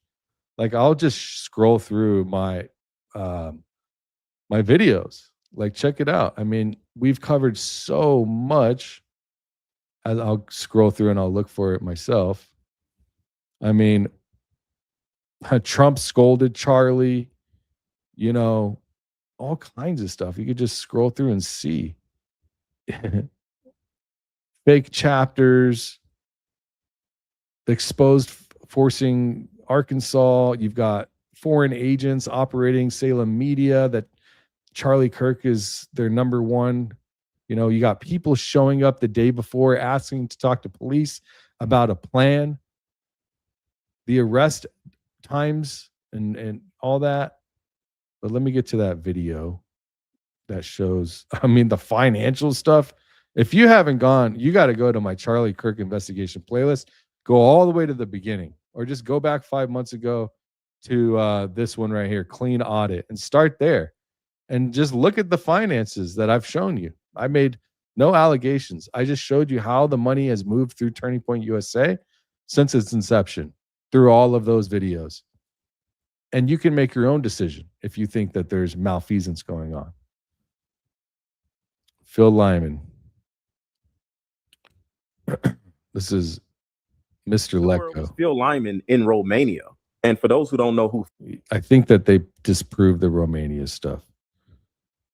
Okay, here we go. Phil Lyman here. Mr. Lecco, if you watch this, bro, you got a good bad attitude about Discord. and crazier. This is video of Phil Lyman standing, interviewing an actor that is not a student. That is an actor reciting a script that was told to him by Phil Lyman. Look at Phil Lyman's lips and look at the girl's shirt. 1, 2, 3. I saw Charlie Kirk get shot. 1, 2, 3. As in 1, 2, 3, action. I saw Charlie Kirk get shot. Look at this dude's Collapsed lips. in the seat. You can see as he's moving through here, and I'll widen it up for you so you can see it better, right? Check it out. Look at Phil Lyman. Fell over to the side. Look He at was his carried lips. off. Watch. He collapsed. 2, 3, Right here. action. I saw Charlie Kirk get shot. He collapsed in the seat. He fell over to the side. He was carried off. Nodding and looking at the He script. had blood on his arms. He had blood on his shirt. So look at Phil Lyman's lips. He's kind of like reciting what he's saying to make sure he's saying it correctly. And read what is said right here also. It says, watch none other than Phil Lyman holding what appears to be a script and nodding perfectly in sync as the guy delivers his line. And the woman counting down before filming, check out her shirt. Her shirt says Lyman, I think. It's a little difficult to see. This is all staged. It's all a big setup. And I don't know what the ultimate outcome was, except for that Charlie Kirk is dead. And we need to investigate every single person that we have now all as a community come together and find. Jesse on Fire, Candace Owens, Mr. Let Go. I'm trying to jump in everywhere I can now because this was October 16th. So many people have been looking at all of this stuff since back then, right? And before that. So, and this wasn't my first video. When you go back and you look at not only that, there was another one regarding I don't know if you guys know this. I'm going to show you something that many people haven't tied together that I was able to connect. And it's George Zinn, the person who had his pants falling down and all of this stuff. There, let me just remove that for a second. George Zinn endorsed Phil Lyman, and Phil Lyman had it on his website. If you did not know that, just tell me, just put no in the chat. Did you know that Phil Lyman and George Zinn know each other and they're politically connected? George Zinn, the pedo guy. It's right here. I don't know why it took me all the way back down. Here we go. This part right here. So I usually don't do videos in the bed, I usually code in the bed. But this was impossible to not make a quick video on, at least for you guys, guys and gals, people that are interested. LymanForUtah.com. You scroll down, this is his official website, okay? Paid for by Phil Lyman for Utah. This is his website. But look what I found. An endorsement for George Zinn. I'm sorry, I didn't find it. I saw Black Scout Survival talking about it. He passed by it very quickly. And I had to go. It was 48 minutes ago he launched his video. I was like, well, let me go find it and make sure before they delete this sucker. And sure enough, it says, rare to find a more caring man with uncompromising goals to make Utah great for generations than Phil Lyman. Not a politician who can be pampered. Phil has a knowledge of urban and rural Utah from every corner and community. Utah is in desperate need of true leadership and representation, and Phil has the passion and values to be a great governor. He needs our support, George Zinn. Total support from community leaders. So kind of intriguing that this man that was he admitted to causing a scene to let the real guy get away. This man endorsed George Zinn. The other way around. George Zinn endorsed him. So I find that very strange. Here, let me see what else I said here. And it's funny because God will reveal the truth in very interesting ways. And Phil Lyman keeps popping up again and again and again. Whether or not he's involved, I don't know. You can make your own deductive reasoning on that. If I had to guess, I would say 100% this dude is involved. You can't shake me off of it with the 12-foot stick, my man.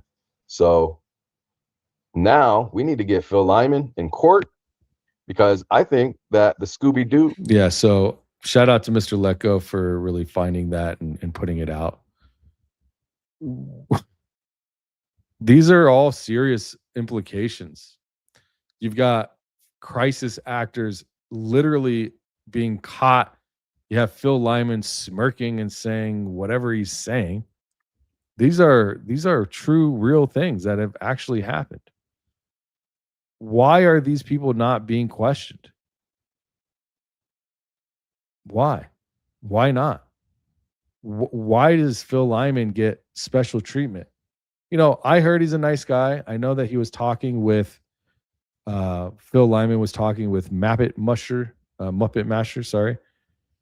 So, and I listened to this show that, you know, whatever. I don't get to the weeds on that, but there's a lot of people here that need to be talked to.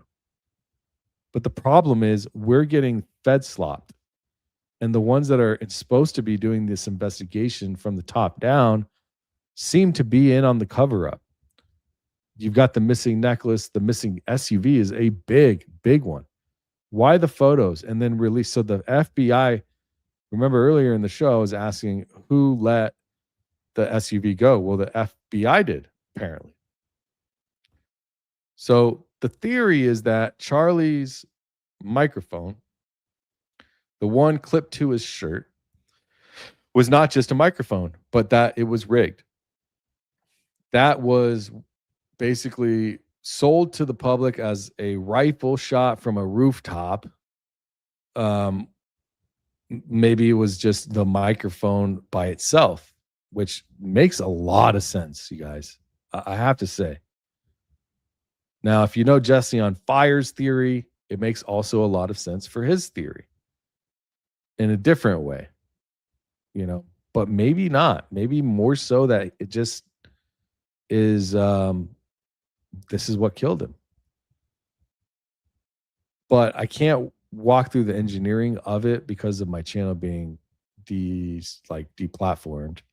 They took my channel away from talking about firearms, so I don't want to get into the nitty-gritty of how these microphones work, but I'm going to show you some of the more circumstantial questions even a hardened skeptic would have to answer.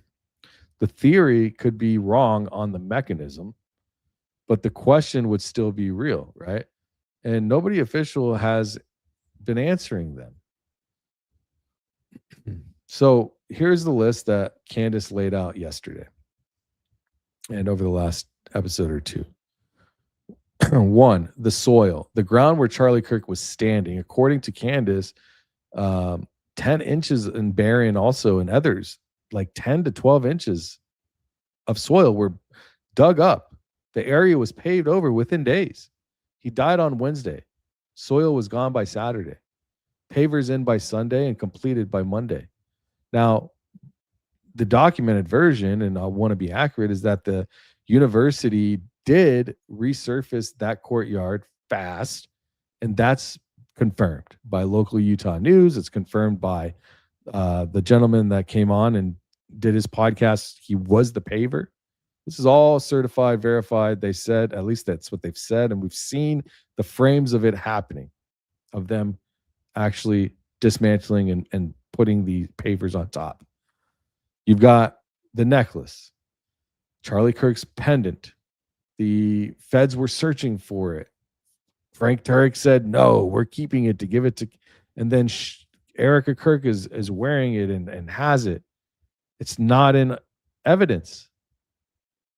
The shirt, he covered it. The man who says he cut it off, Brian Harpole, gave an account on the Sean Ryan show that Candace has just many people have dismantled this story. And frankly, it's not believable. And the shirt is gone. The vehicle, the SUV, and the shards in it. This is what basically is blown up since Candace, again, is now bringing this to the limelight. Inside that auctioned off SUV, on the floor and in the seats, There's shattered black material. So when a viewer points out in an email to Candace that these shards have white markings on them and that those markings appear to line up with the white lettering on a RØDE microphone, I mean, here's where I'll be more careful than anybody else maybe you'll watch on this. Those shards have not been independently lab tested. There's no forensic report on what they're made of. And Candace has some very enhanced imagery and along with others, and has made a visual match along with others doing the same. But even she said on air that she still has to get the photos over to Jon Bray for analysis, etc.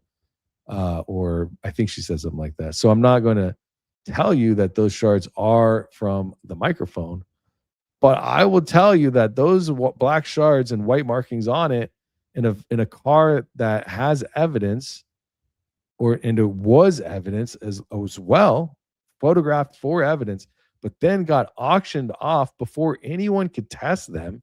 Nobody gathered them. Nobody gathered these shards, really. And what else is interesting is if we go back to those shards and we just look at the area of the shards, every single one of these would have, like if I full screen it, every one of these would literally have an area would have one of those props that you would put next to evidence, like evidence number 2 or 3 or 4. There's nothing. There's no props for evidence. So that's strange. There should be props here that say this is evidence 1, Nothing. What is this? Interesting. What is this? This door. Does this look like a SUV door? Why does it look like a refrigerator? Am I tripping? It's a silver metal door that looks like a kitchen door. What is that? Has anybody noticed that? I just noticed it right now. Do you see this in this image right here? Seatbelt? Oh, seatbelt. Thank you. I was about to go way down a rabbit hole. Okay. So nonetheless, thank you. Thank you, Allie. Nonetheless, there's no evidence of these being obtained by the police at all. And the vehicle is gone. Anyone could have tested them. And the fact that the one thing that could answer this entire assassination of someone who's loved fervently is gone. It got sold. That's the biggest scandal of all, besides the murder itself. But inside the story of what happened, whether or not the Mike theory is ever proven, the fact that the vehicle is gone and everything in it, it's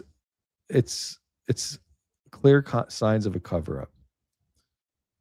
Type cover-up in the chat if you feel that this is all a cover-up. Let me see that Kick and YouTube chat pop off. Cover up. Is this a cover-up? I'm going to run a poll. Let's run a YouTube poll. And I want to see how many people say this is a cover-up versus not. Start poll. And remind me to end the poll before we end the show. Do you think that the assassination is a cover-up? Type it in the chat, but also vote in the queue. All right. So I put it in the chat. I could probably do it on Kick, but I don't know Kick well enough yet to. Can I do a / poll? Oh yeah. Here, let's copy it. I'll do it on Kick as well. Let's engage on Kick. Yes. No.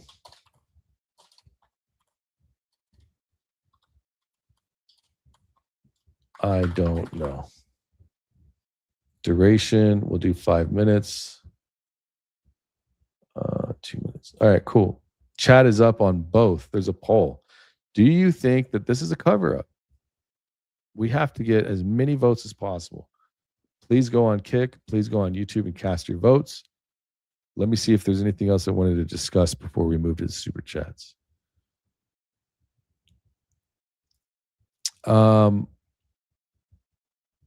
Okay, so yeah, we covered most. Definitely a quick break before I might talk a little bit. How much time? I might do a little bit. If you want me to keep going, I've got probably another 20 minutes in me.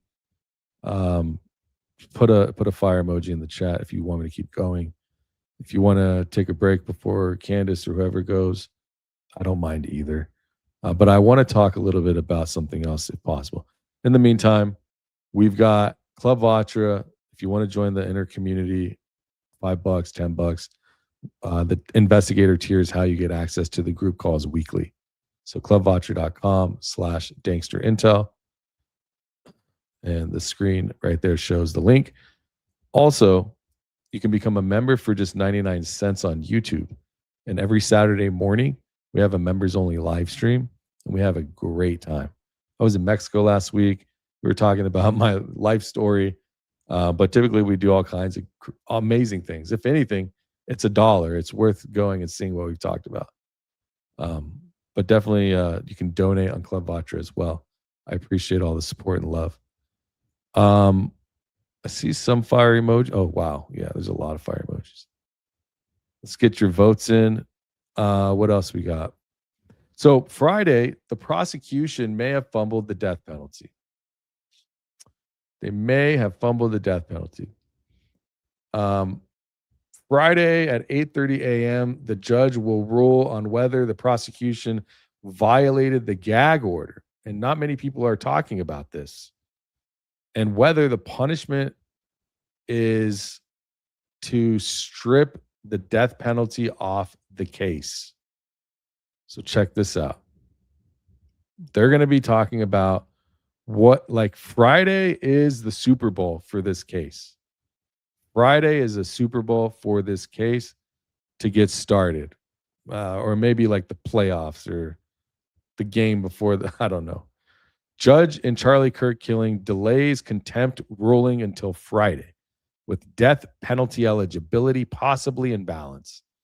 It's a massive, Barron did talk about this. It's a massive weight off of the defense's shoulders if they can say, hey, death penalty is finally not viable here, and it will give them the freedom to be able to really open up and develop the research that they need without the stressors of their client being faced with the death penalty. And really the part that I don't see a lot of people framing right is that the trigger of this was the prosecution's own spokesman, Christopher Ballard, going on a media tour. Remember in the earlier time when they were saying that there's a gag order? Well, this is what this is referring to. That's referring to. Now, Christopher Ballard goes on a media tour. He goes to TMZ, USA Today. Let me show you Christopher Ballard. Just so you know who I'm talking about. Christopher Ballard. Yeah, I think it's General Counsel. Is this the guy? Is it this dude right here? The General Counsel at the Utah County Attorney's Office. Christopher Ballard, the General Counsel at the Utah office, told the Desert News that his office is carefully reviewing all of the evidence to determine the appropriate charges. They plan to file those on Tuesday, followed by a press conference at noon. But there was a gag order later put into place. And we've seen this dude all over, right? So if we kind of scroll down here, let me see. Oh, yeah. So here it shows right here. At a hearing earlier this month, Robinson's attorneys argued comments made to several media outlets by Christopher Ballard, one of the prosecutors and spokesperson for the Utah County Attorney's Office. violated the judge's order issued in September and amended in December, prohibiting the parties from making public comments about the case except under circumstances that are certain circumstances. Robinson's attorneys this month asked Graff to remove the death penalty as a possible outcome if he determines prosecutors violated the order and holds them in contempt of court. So they're trying to get the death penalty taken out. All right. And if there is contempt of court by violating this gag order, could be that very much leads to taking the death penalty off the table. Let me know in the chat. Do you think they would remove remove this off the table and just have it be a murder trial without the death penalty? I'm curious. Now, they just turned over what they call 100% of the evidence. I don't know if they're getting it on Friday or if they just got it, but new reports that nobody's really analyzed yet. So that's the thread that I'm going to start pulling once I get access to all of that. But yeah, I'm going to go through super chats here in a second. Yeah, I think that's what I'm going to do. But I will say this.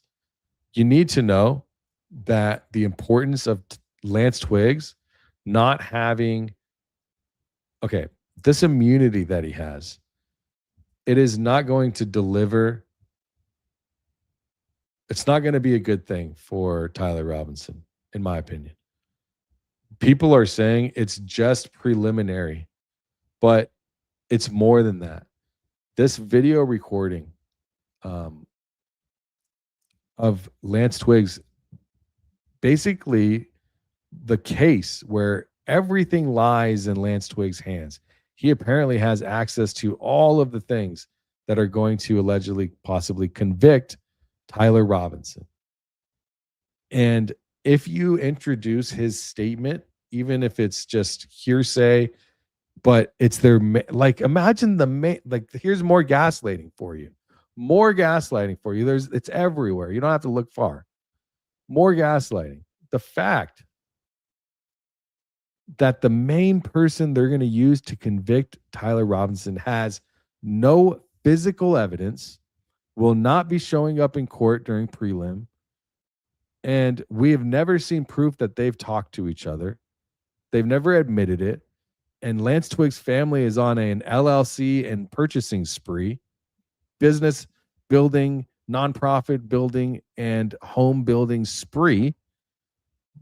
Lance Twiggs disappears for months. And then the evidence they want to use as hearsay against Tyler Robinson is his second rendition, not the first. What changed between the first and the second? And what deal is he getting, this limited immunity use deal? I made a video that I launched yesterday. I highly encourage everyone to go watch it. It's only 8 minutes long, I think. It explains the limited use immunity versus transactional immunity. And Lance Twiggs has limited use immunity, which basically they can still criminalize him in this case. But you have to wonder why, if anybody is getting immunity, that means that you are involved. At the very least, we know that he was involved by not immediately handing over the evidence that he must have had or allegedly had from Tyler Robinson. And instead, they had to pry it out of him. So that's the baseline. But a lot of people believe that Lance Twiggs is 100% involved, full-heartedly. I think he's involved. I think that he is the most involved before it gets to whoever's above him. I think that the bottom of the totem pole is Tyler Robinson in this group instance. Not to say that Tyler is completely innocent, but there's a big chance he might not even know these people or have any involvement, but there also is a chance that he was involved in something that he didn't know he was getting involved in. And I won't speak on behalf of what that might be because I do not know. But it looks to me, what's crazy is also we don't have any real, I don't know if we even know much about his voice, except for, I mean, do we even have, I don't know, I have to go back. I'm sure maybe we heard his voice on the police cam. But other than that, he's almost a ghost. You know what I mean? So anyways, I think that there's a lot of different directions this could go. Lance Twiggs could easily just disappear. So what I was going to say is, if they are going to allow hearsay into court's evidence for prelim, this could contribute to taking it to a murder trial. The case is being used with Lance Twiggs to take this to trial.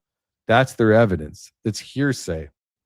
The problem with this is that once you let in that specific recording into evidence, then it's always allowed to be used as evidence in court during the trial, even if Lance Twiggs completely disappears off the map.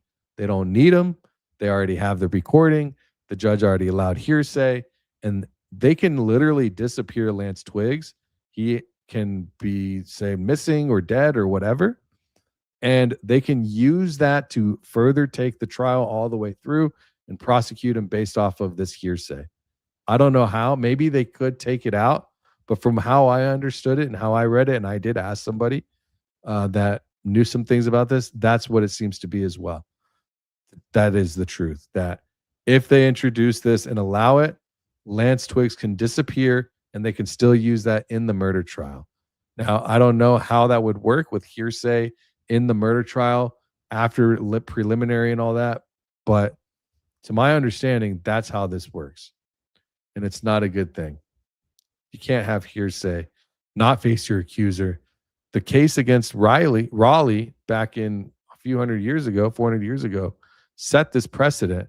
And our founding fathers built this judgment system, the judgery, the whatever it is, the Constitution around this and the laws around not allowing this to happen. And you have to face your accuser. Someone was sentenced to death because they didn't have to face their accuser. And we shouldn't be allowing that. Ali, Top Files. I had a video. I showed the tent. Thank you for the super chat, Ali. I appreciate you, girl. Good to see you.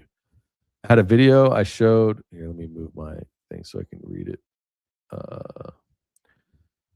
Tent and the Asian cop. Yes, his weapon not even out, and they took mine down. Now, if you show the tent where Charlie is, sometimes, okay. Erica will probably trademark the tent. And all of UVU. Oh, that's hilarious. It's funny because she trademarks everything. Thank you, Allie. Janie Bakes, member for a month. Good to see you. Jessica, high five. We should address October 7th, 6th, like the Palestinians do.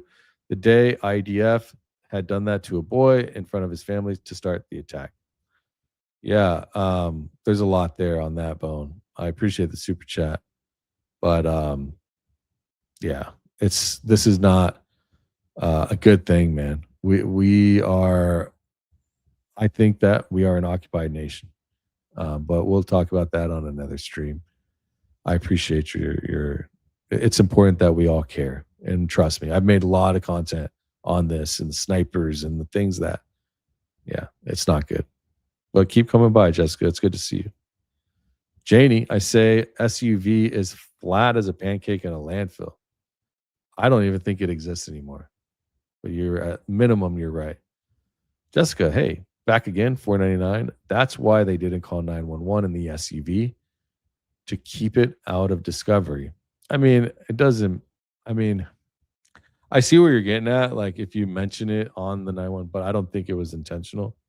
I think that it was intentional just to minimize the amount of output on saying anything about it in general.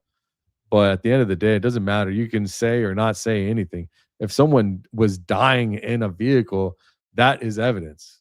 You don't have to say it on a 911 call. You know what I mean? But I get what you're going at with that.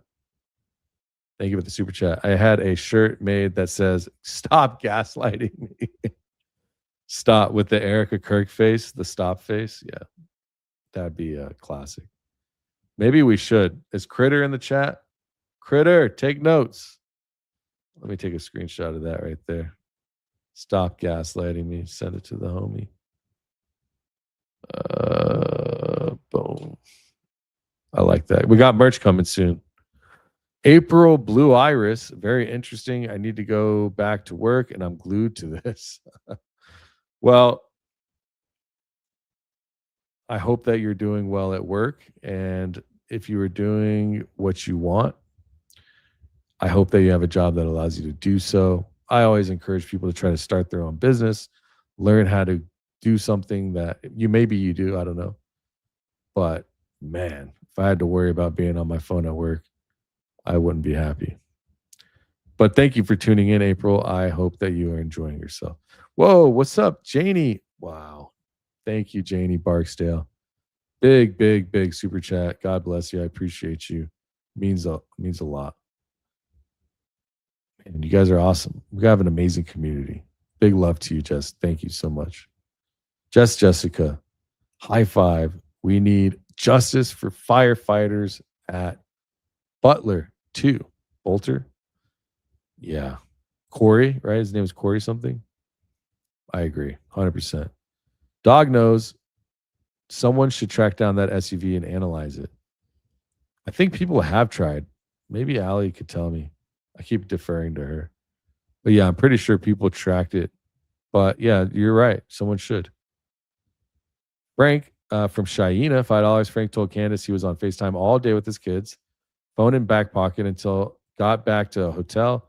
Now phone and computer bag in SUV. Oh, interesting. You did pick up something, huh? So now that's 3 things. He said that in this video? I don't know if I have it up anymore. Interesting. Okay. Interesting. Huh. Damn it. You're going to make me go look now, aren't you? So he said with Gibbs, the pastor, I don't want to get in the weeds on that. But yes, you're right. I think you are right. It's 3 stories now. Interesting. Screenshot. I like that. That's good info right there, girl. Super solid info.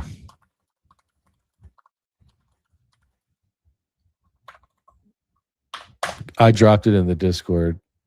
We'll look at that after. Thank you. Dog's nose. FT not arrive in the SUV. How his bag. Frank Turk. Not arrive in that SUV. How his bag get in it. Yeah, he did. He showed up in that SUV. Didn't he? Am I wrong? He showed up in the SUV. He was in it. Frank told Megan, yeah. No, I'm pretty sure he was in the SUV. I could be wrong, but I thought he was. Just say, Julie, what's up? Oh, I said the whole thing. Sorry. Julie, $4.99. It's a common misconception to imply that Catholics worship idols. It's been misinformation for years. I didn't mean it as in I'm getting that information from other people. And Catholicism, I was born Catholic. I'm actually registered born Catholic. And I think that maybe I was harsh on Megan. She's probably just grieving, and it seems like it in my mind that when I look at it and I'm scrutinizing her. But I think it's a little weird to be like, I'm wearing this jewelry that's going to protect me.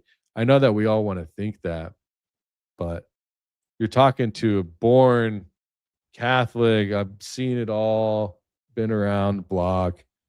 I love Catholicism. I love Christianity, but I don't identify with a specific religion anymore. I just believe in God and Jesus Christ and all that, the Bible and all that. But yeah, to me, it looks like idolatry. But I could be wrong. She's probably just grieving. I don't know. I just don't like her very much after I saw that she wants a man who's never been convicted to be dead and killed. And she wants to be there to watch. It doesn't sit well with me, and I don't feel bad about saying that she's idolatrizing or whatever they call it. Amy with the 5 gift Danks memberships. Say thank you if you got one. Thank you so much, Amy. Gifted 1 Danks memberships. Make sure you come through for Saturday members only lives, Saturday morning Pacific Standard Time or early afternoon for the rest of the country. Thank you, Amy. Just thank you for your work, Danks. You're the best. I love seeing you here. Thank you, Amy, for the big love. God bless. I appreciate you.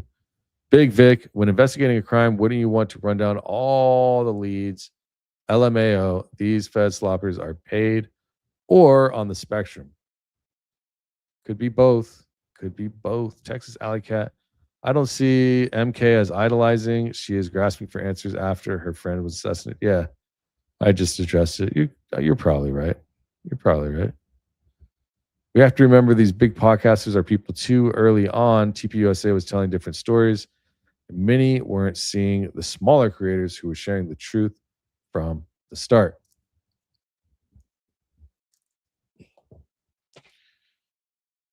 Trying to see if there's anything specific you're referring to, but Candace and the microphone theory makes sense. Yeah, I agree. There's so many stories, and you think about how many stories must have come out to Candace, to Baron, to Jesse. Oh man, Jesse's had to stop answering his emails. I did actually, and I'm a small creator, smaller. I've grown since then, but even I had 10,000 subs. Once I started talking about this, my emails exploded, and they still are exploding. Sometimes I have to use AI to go through and tell me like what are the emails saying. It's just so many. But yeah, you're right. I agree. Thank you for the super chat. Amy, $10. If it was the mic, how are the bullet fragments explained? Just curious. I haven't heard that part yet. If it was, okay, so you're conflating two things, if I'm understanding your question. The bullet fragments are the Fed slop narrative. The mic is the independent investigative journalism story narrative. So if it was the mic, bullet fragments do not need to be explained because there are none to us. There's no bullet fragments. The only bullet fragments that they're showing us is whatever they showed us from, apparently from a gun that hasn't been fired, by the way. There is no evidence. They have no evidence that day the gun was fired, 30-06. If the gun wasn't fired, they can't definitively match the bullets that have been deconstructed based off of hitting something or whatever it is.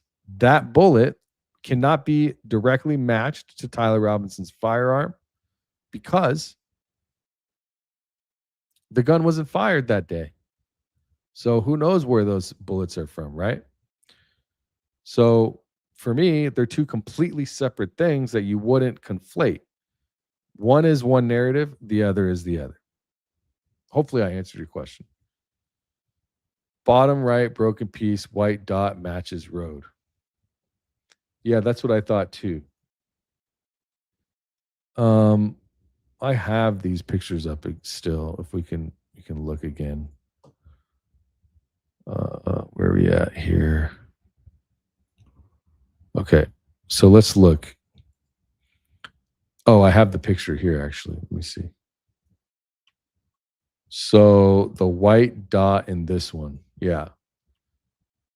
It looks like it. I mean, it's too hard to hear. I mean, you know what we could do? I wonder if I could upscale this image with Grok. Let me see. Hold on. I mean, even if I did, it's not going to get exactly right? Because I'm taking a picture of a picture. Let me try something real quick. And then you can see like what they're talking about. It looks like maybe it's this. Maybe it's this white dot perhaps, or what exactly though? Because that looks yellow. Maybe on one of these. Like maybe it is yellow, white, beige. Upscale to highest definition of this image. Let's see if we can have it do that.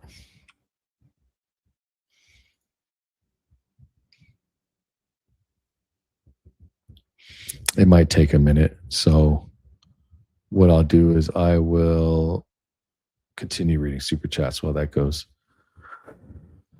Thank you for the super. Jessica, back again. That's the gaslighting, October 7th. Oh, yeah, of course. Of course.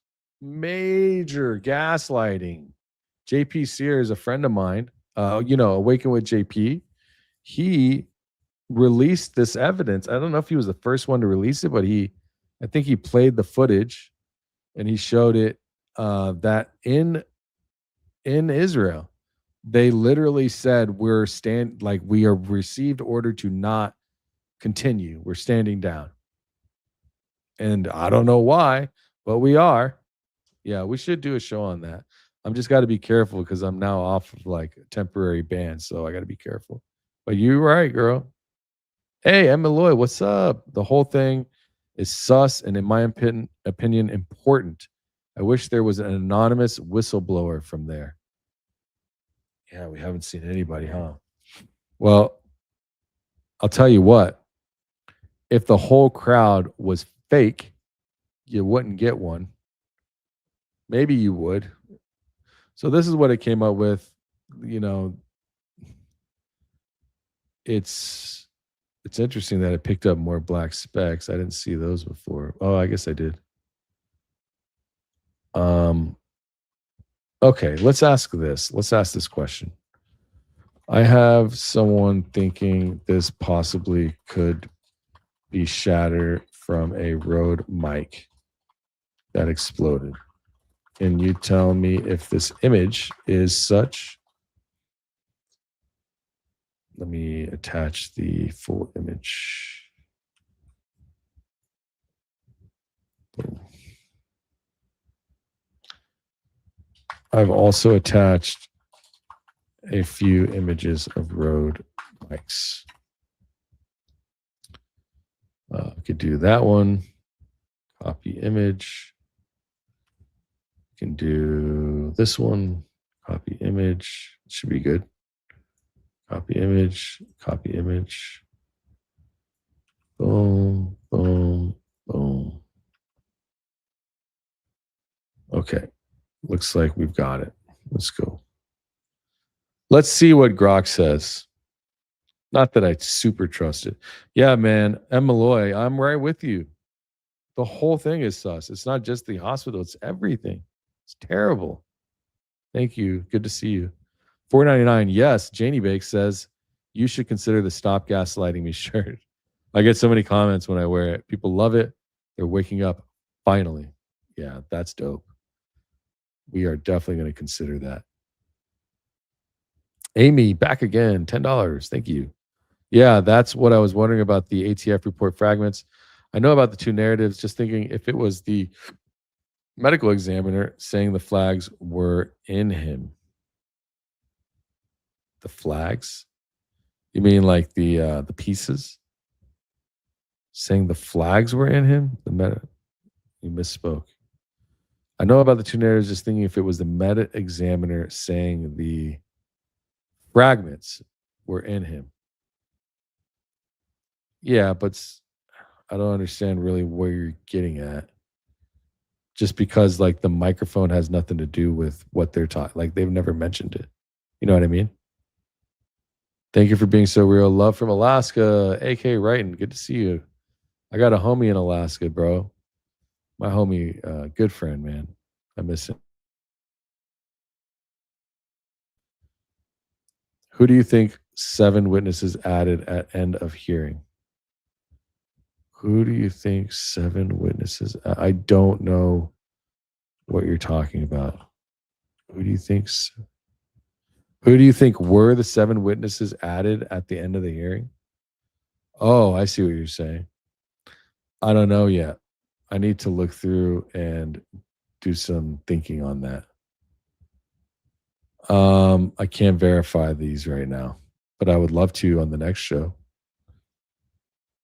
Feds kept gun to refurbish it to shot the scope. Perhaps refurbish it or just shoot it. You know what I mean? They need to just take it and shoot it somewhere and be like, oh, we got residue now.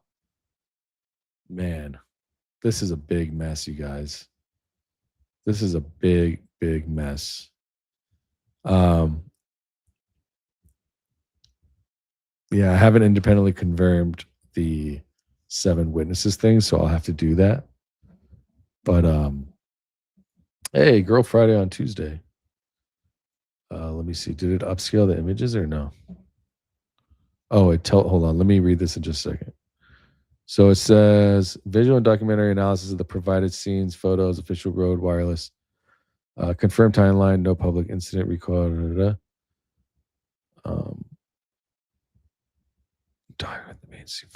What it means. Yeah, it's really hard to tell. It doesn't. The plastic housing shown is inconsistent with roads design language. And the micro debris. Yeah, it's just too hard to tell. Yeah, so the exploded road mic claim appears to be speculation without supporting physical. Or you can't support physically if you paved over the crime scene, deleted the truck, got rid of the shirt.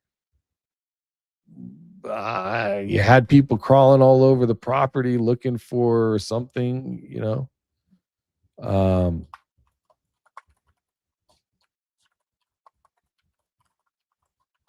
Let me see if I can find this footage.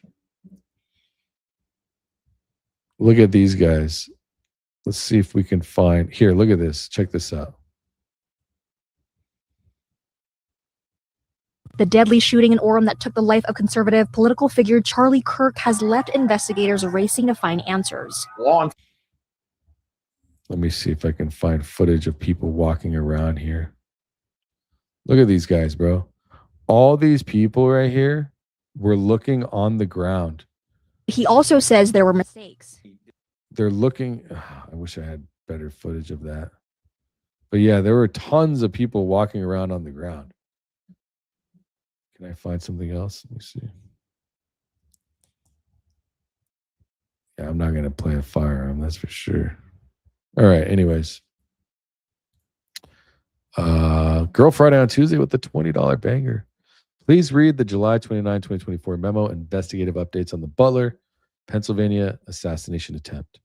It talks about explosives and ignition systems, backpacks, and collapsible weapons in Butler, Quantico.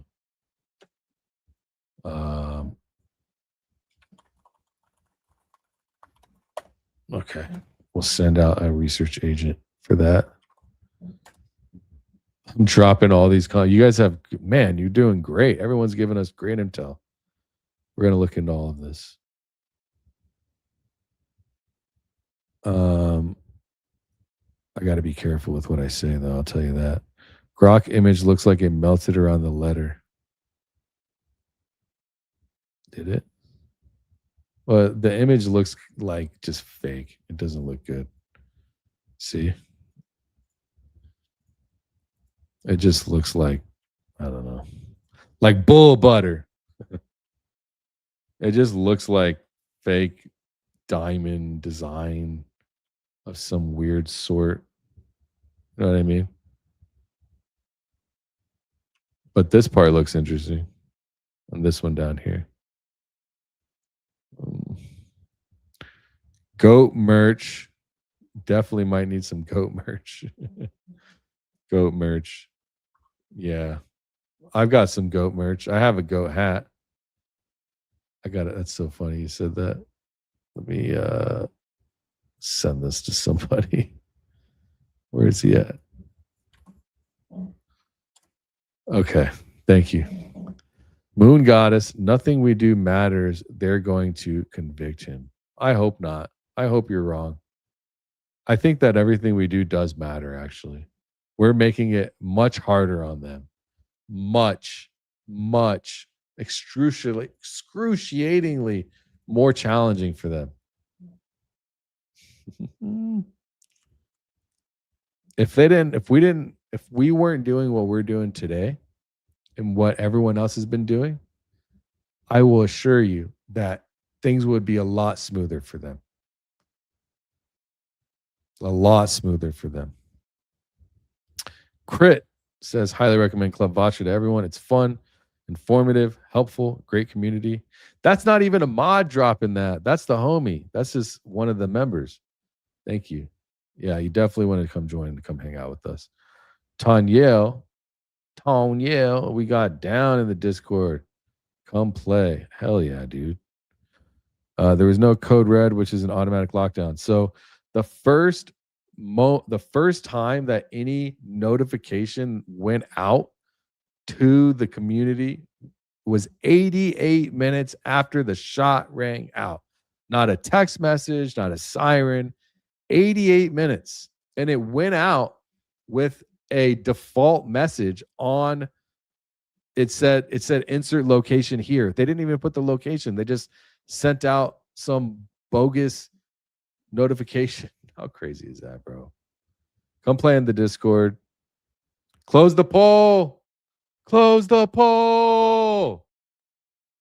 Thank you. Where is that damn poll? Someone got your boys back. Who was that?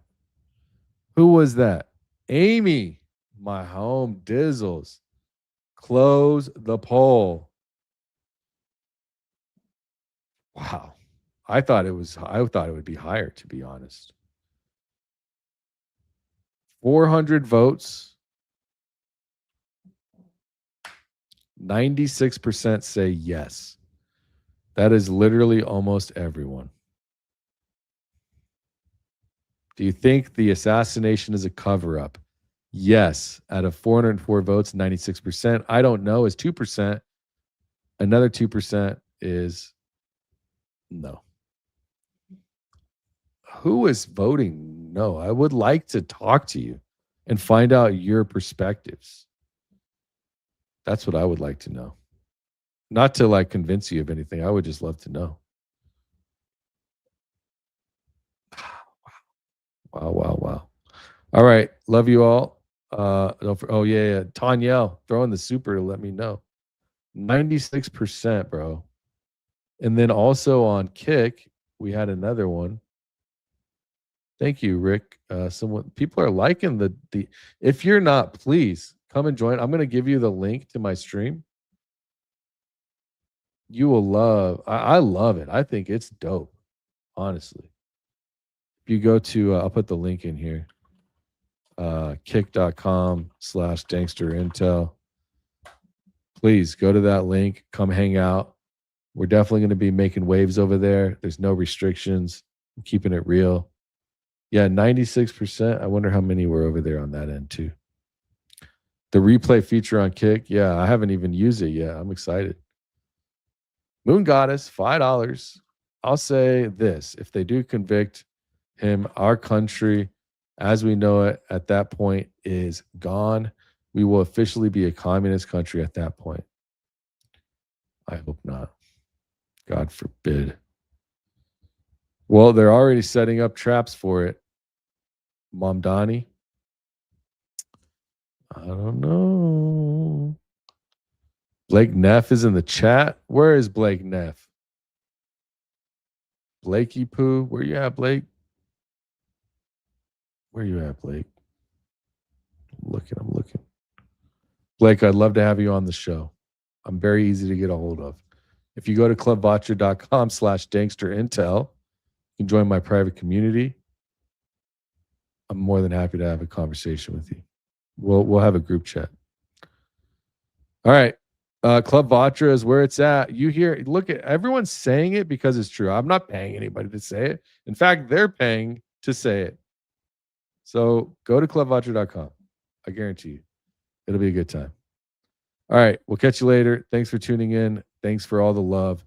I appreciate you. And I promise we will continue to dive as deep as possible. And with your help, we will get to the bottom of it along with everybody else. God bless. Be nice to your neighbor. Kiss your family. Hug your kids. Say hi to your wife, your husband. Tell them you love them. I'll see you in the next one. Peace.